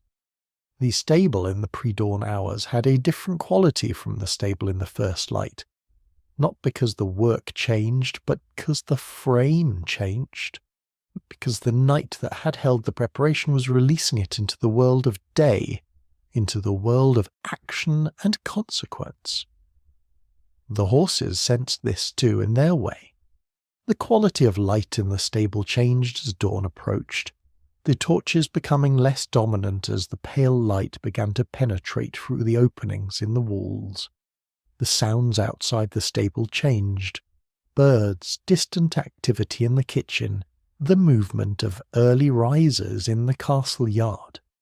The horses that had been settled in their stalls for the night began to show the signs of readiness that their internal rhythms produced each morning. More alert, more interested in what was happening, ready to eat and to move and engage with the world. In the morning of departure, all the work of the night was put to its test. The horses were led from their stalls one by one, and their readiness of the day was assessed by the final eye of the head groom, the squires, and the marshal.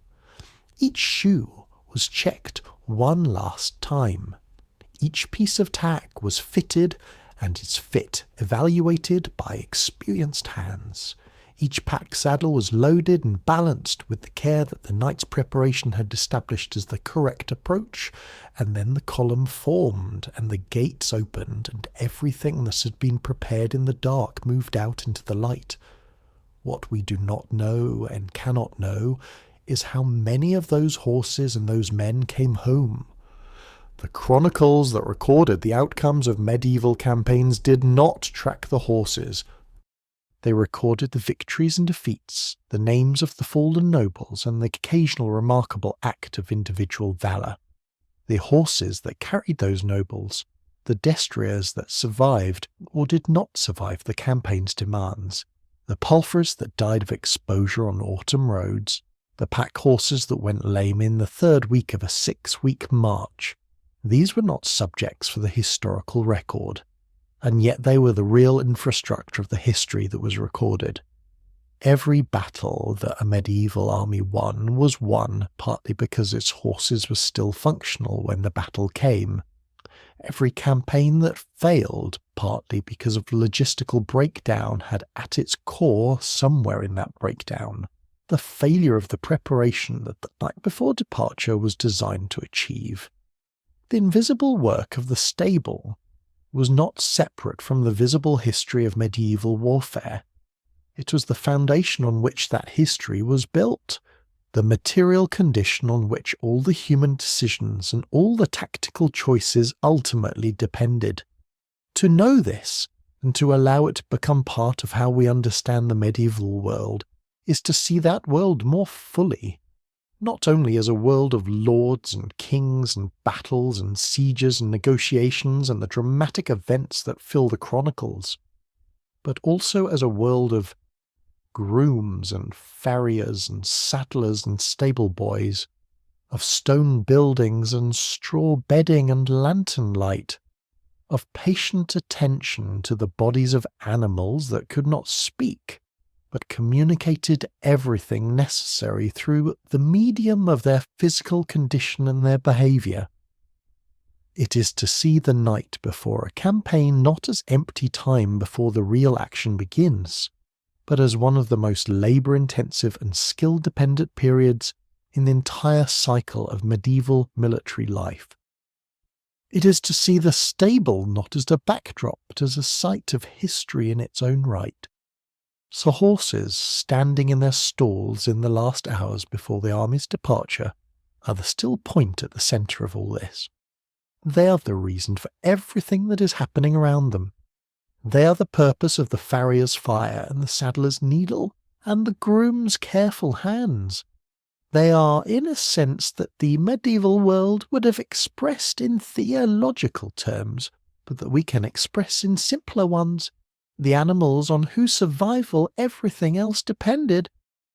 And on the night before a war, in the particular combination of skill and care and exhaustion and faith and professional pride and just quiet human anxiety that characterized the royal stable in those hours, they were being prepared for that survival, as thoroughly as the knowledge of their time allowed.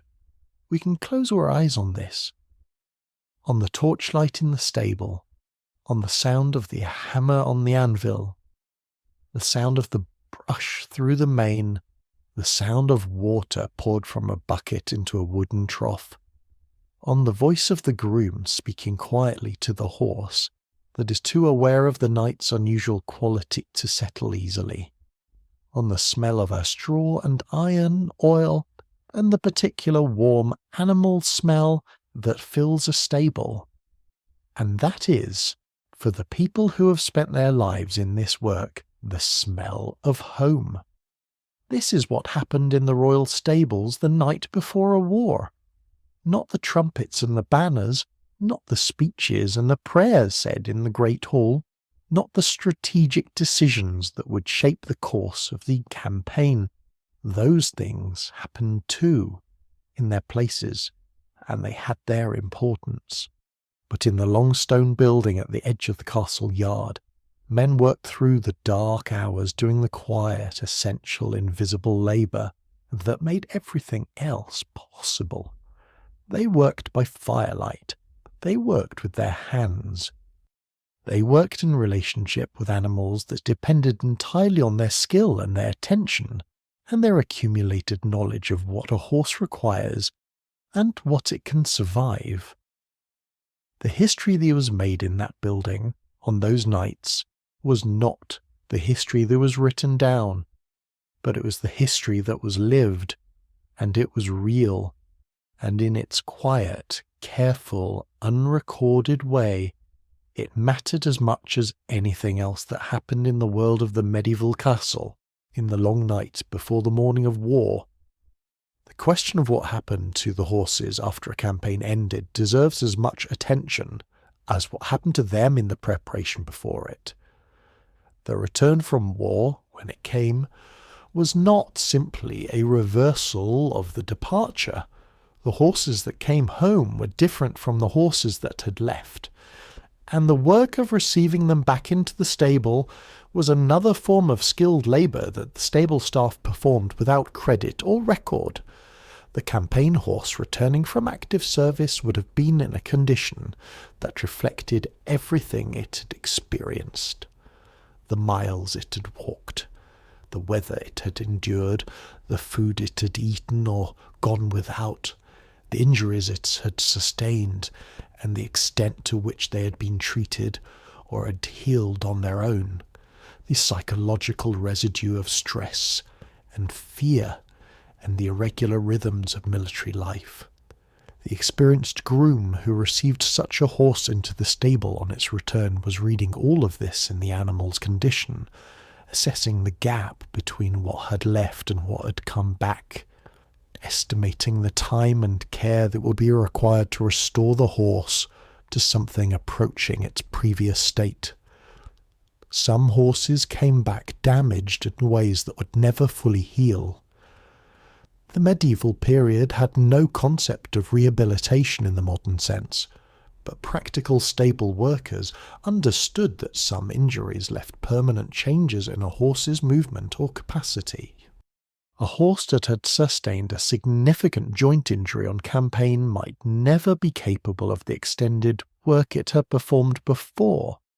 A horse that had been chronically underfed for weeks might show in its coat and condition the effects of that period for months after normal feeding resumed.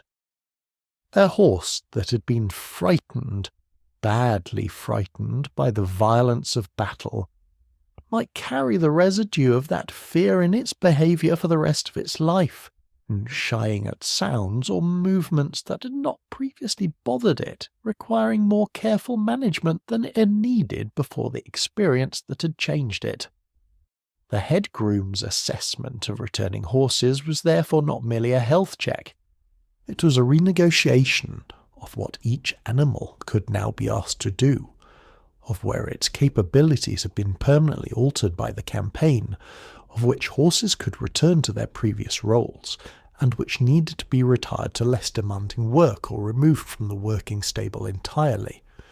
This assessment had financial and military consequences that required reporting upward in the household hierarchy, because the lord needed to know the condition of his military horsepower in order to plan future operations, and the marshal needed to know in order to plan future procurement.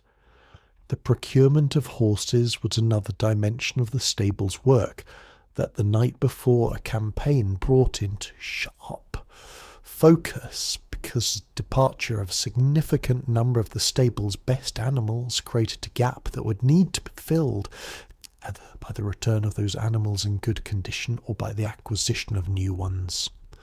Medieval horse markets were well-developed institutions in the larger European economies of the period, and the buyers who attended them on behalf of great households were specialists in the evaluation of horse flesh, who brought to their task the same kind of embodied knowledge that the stable's grooms brought to their daily care. The horse fair was one of the regular features of the medieval economic calendar, a place where breeders and dealers and private sellers brought animals for assessment and purchase, and where the representatives of royal and noble households spent significant amounts of their lord's money in the pursuit of the right animals at the right price. The quality of the horse purchased at a fair was visible to anyone who knew what to look for, but what could not be known at the moment of purchase was the animal's character, its trainability, its response to the demands of military work. This knowledge could only be developed over time, through the patient process of handling and training that the stable staff performed, and the disappointments that resulted from horses that looked excellent at purchase but proved unsuitable in use were an accepted cost of the process. On the night before a campaign, some of the horses being prepared had been acquired relatively recently and had not yet had the time to develop the full relationship with the stable and its staff that the established animals enjoyed. These newer horses required additional attention precisely because their patterns were not yet fully known, because the grooms responsible for them were still in the process of learning their individual characters and preferences and sensitivities. A campaign was a significant test of a horse's character, as well as its physical capabilities, and the horse that had been in the stable for only a few months when the call to arms came was going to face that test without the full preparation that would ideally have preceded it. The breeding of military horses was a long-term project that operated across years and generations, and the royal stables of the more powerful medieval kingdoms took a direct interest in this project through the management of breeding stallions and the cultivation of relationships with breeders whose stock was considered particularly valuable. The imported destrier, especially horses from the Iberian Peninsula or from the horse breeding centres of Italy and southern France, commanded premium prices in northern European markets because the bloodlines of these regions were considered to produce animals with the particular combination of size, power, and trainability that the warhorse required. The detailed knowledge of bloodlines and breeding history that was important in the horse trade was another form of expertise carried primarily in the memories of practitioners rather than in written records. The head groom, who could tell you the sire and dam of every horse in the stable, who could trace the breeding of a particular animal through several generations and connect that lineage to other animals he had known, was drawing on a form of oral knowledge that served some of the same functions as the formal stud books that would not appear for several more centuries. This knowledge shaped decisions about which horses to breed to which stallions, about which lines were producing the qualities that military use required, and which were producing beautiful but ultimately unsuitable animals, about the direction that the stable's breeding program should take in the years ahead. The night before a campaign was therefore also a night that cast a shadow both backward and forward in time. It was the culmination of years of preparation in the form of the horses that had been bred and trained and cared for and brought to this moment of readiness. And it was the beginning of a future in which those horses would either confirm or disappoint the investment of all those years, in which the knowledge accumulated by the stable staff would be tested against the reality of military conditions, and in which the gaps revealed by that test would inform the decisions made in the stable for years to come. The sound of dawn arriving was different in a stable than it was in any other part of the castle. The birds that announced the end of night were audible here too, of course, but they were joined by the horse's own response to the lightening sky. This slight increase in alertness and movement that accompanied the transition from night to day in animals whose biological rhythms were calibrated to the light cycle with a precision that humans have largely lost through centuries of artificial illumination. The groom who had worked through the night and who heard, in the horse's quiet stirring, the signal that the night was ending, was receiving that signal in the most animal immediate way possible through the behaviour of the creatures whose losses he shared. There is something here about the quality of attention that the night's work produced. The person who has spent hours in close contact with animals, attending to their needs and their behaviour, develops a kind of perceptual sensitivity to small signals that is different from ordinary alertness. The groom who had worked through a campaign eve was tired, certainly, but he was also at a particular pitch of attentiveness to the horses around him. Reading their condition through multiple channels simultaneously, tracking their well-being with an accuracy that no instrument could have matched, and that no person who had not spent years in this kind of work could have achieved. This attentiveness was itself a product of the stable's training. It was not innate to any person. It was developed through practice, through the accumulation of experience in which signals were recognized, interpreted, and responded to, and in which the consequences of that response provided feedback that refined the recognition process over time. The groom who noticed, in the pre-dawn dimness of the stable, that a particular horse was holding one front foot slightly differently from its usual stance was responding to a signal that required years of similar observation to develop the capacity to detect. The response to the signal, the increased attention, the examination of the foot, the assessment of whether this was a normal variation or the beginning of something that needed treatment, was a chain of professional judgment that the stable's culture had built in him, stone by stone, through every hour he'd spent in proximity to horses. This is the kind of knowledge that resists simple description.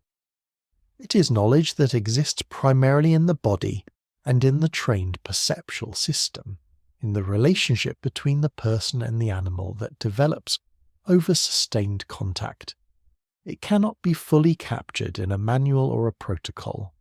It can be pointed toward by a teacher with experience, but it must ultimately be built by the student through their own accumulated hours of attention. The stable culture of the medieval period transmitted it through exactly this process. Older practitioners working alongside younger ones, demonstrating rather than explaining, providing the context in which learning through observation and practice could occur. The loss of this knowledge, or its radical reduction, is one of the consequences of the transition from horsepower to mechanical power that the 19th and 20th centuries brought. The culture of equine expertise that had been built and maintained across millennia of close human-horse contact has contracted dramatically, surviving in specialized communities of equestrians and working horse practitioners, but no longer embedded in the general agricultural and military culture that had once required it everywhere. The medieval stable worker, who could assess the health of 30 horses in an hour's careful observation through the stable, reading signs invisible to the untrained eye, represents a form of competence that the modern world has mostly let go of, and with it a form of relationship to animals that was simply the given condition of most human lives for most of human history. The night before a medieval campaign, with all its urgency and expertise and quiet labour, was one concentrated expression of this relationship. It was a moment when the full depth of the human-horse connection was brought to bear on a specific practical task, when the years of accumulated knowledge and the months of individual relationship converged in the hours before an army moved. The horses did not know they were going to war, but the men who prepared them knew, and they brought everything they had to the task of making those horses as ready as they could be made.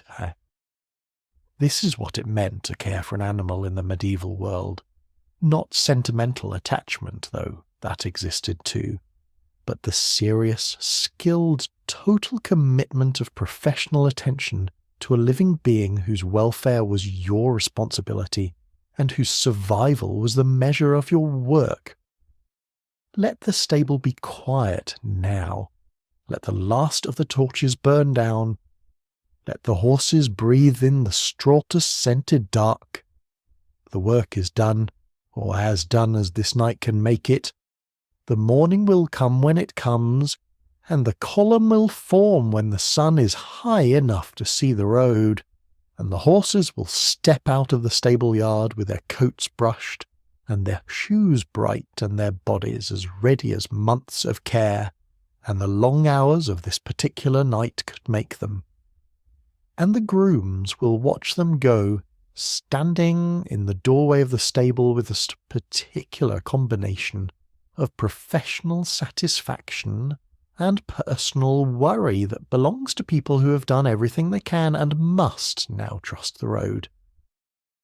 This is what happened in the royal stables the night before a war. This is what it looked like, and what it smelled like, and what it required of the people who did it.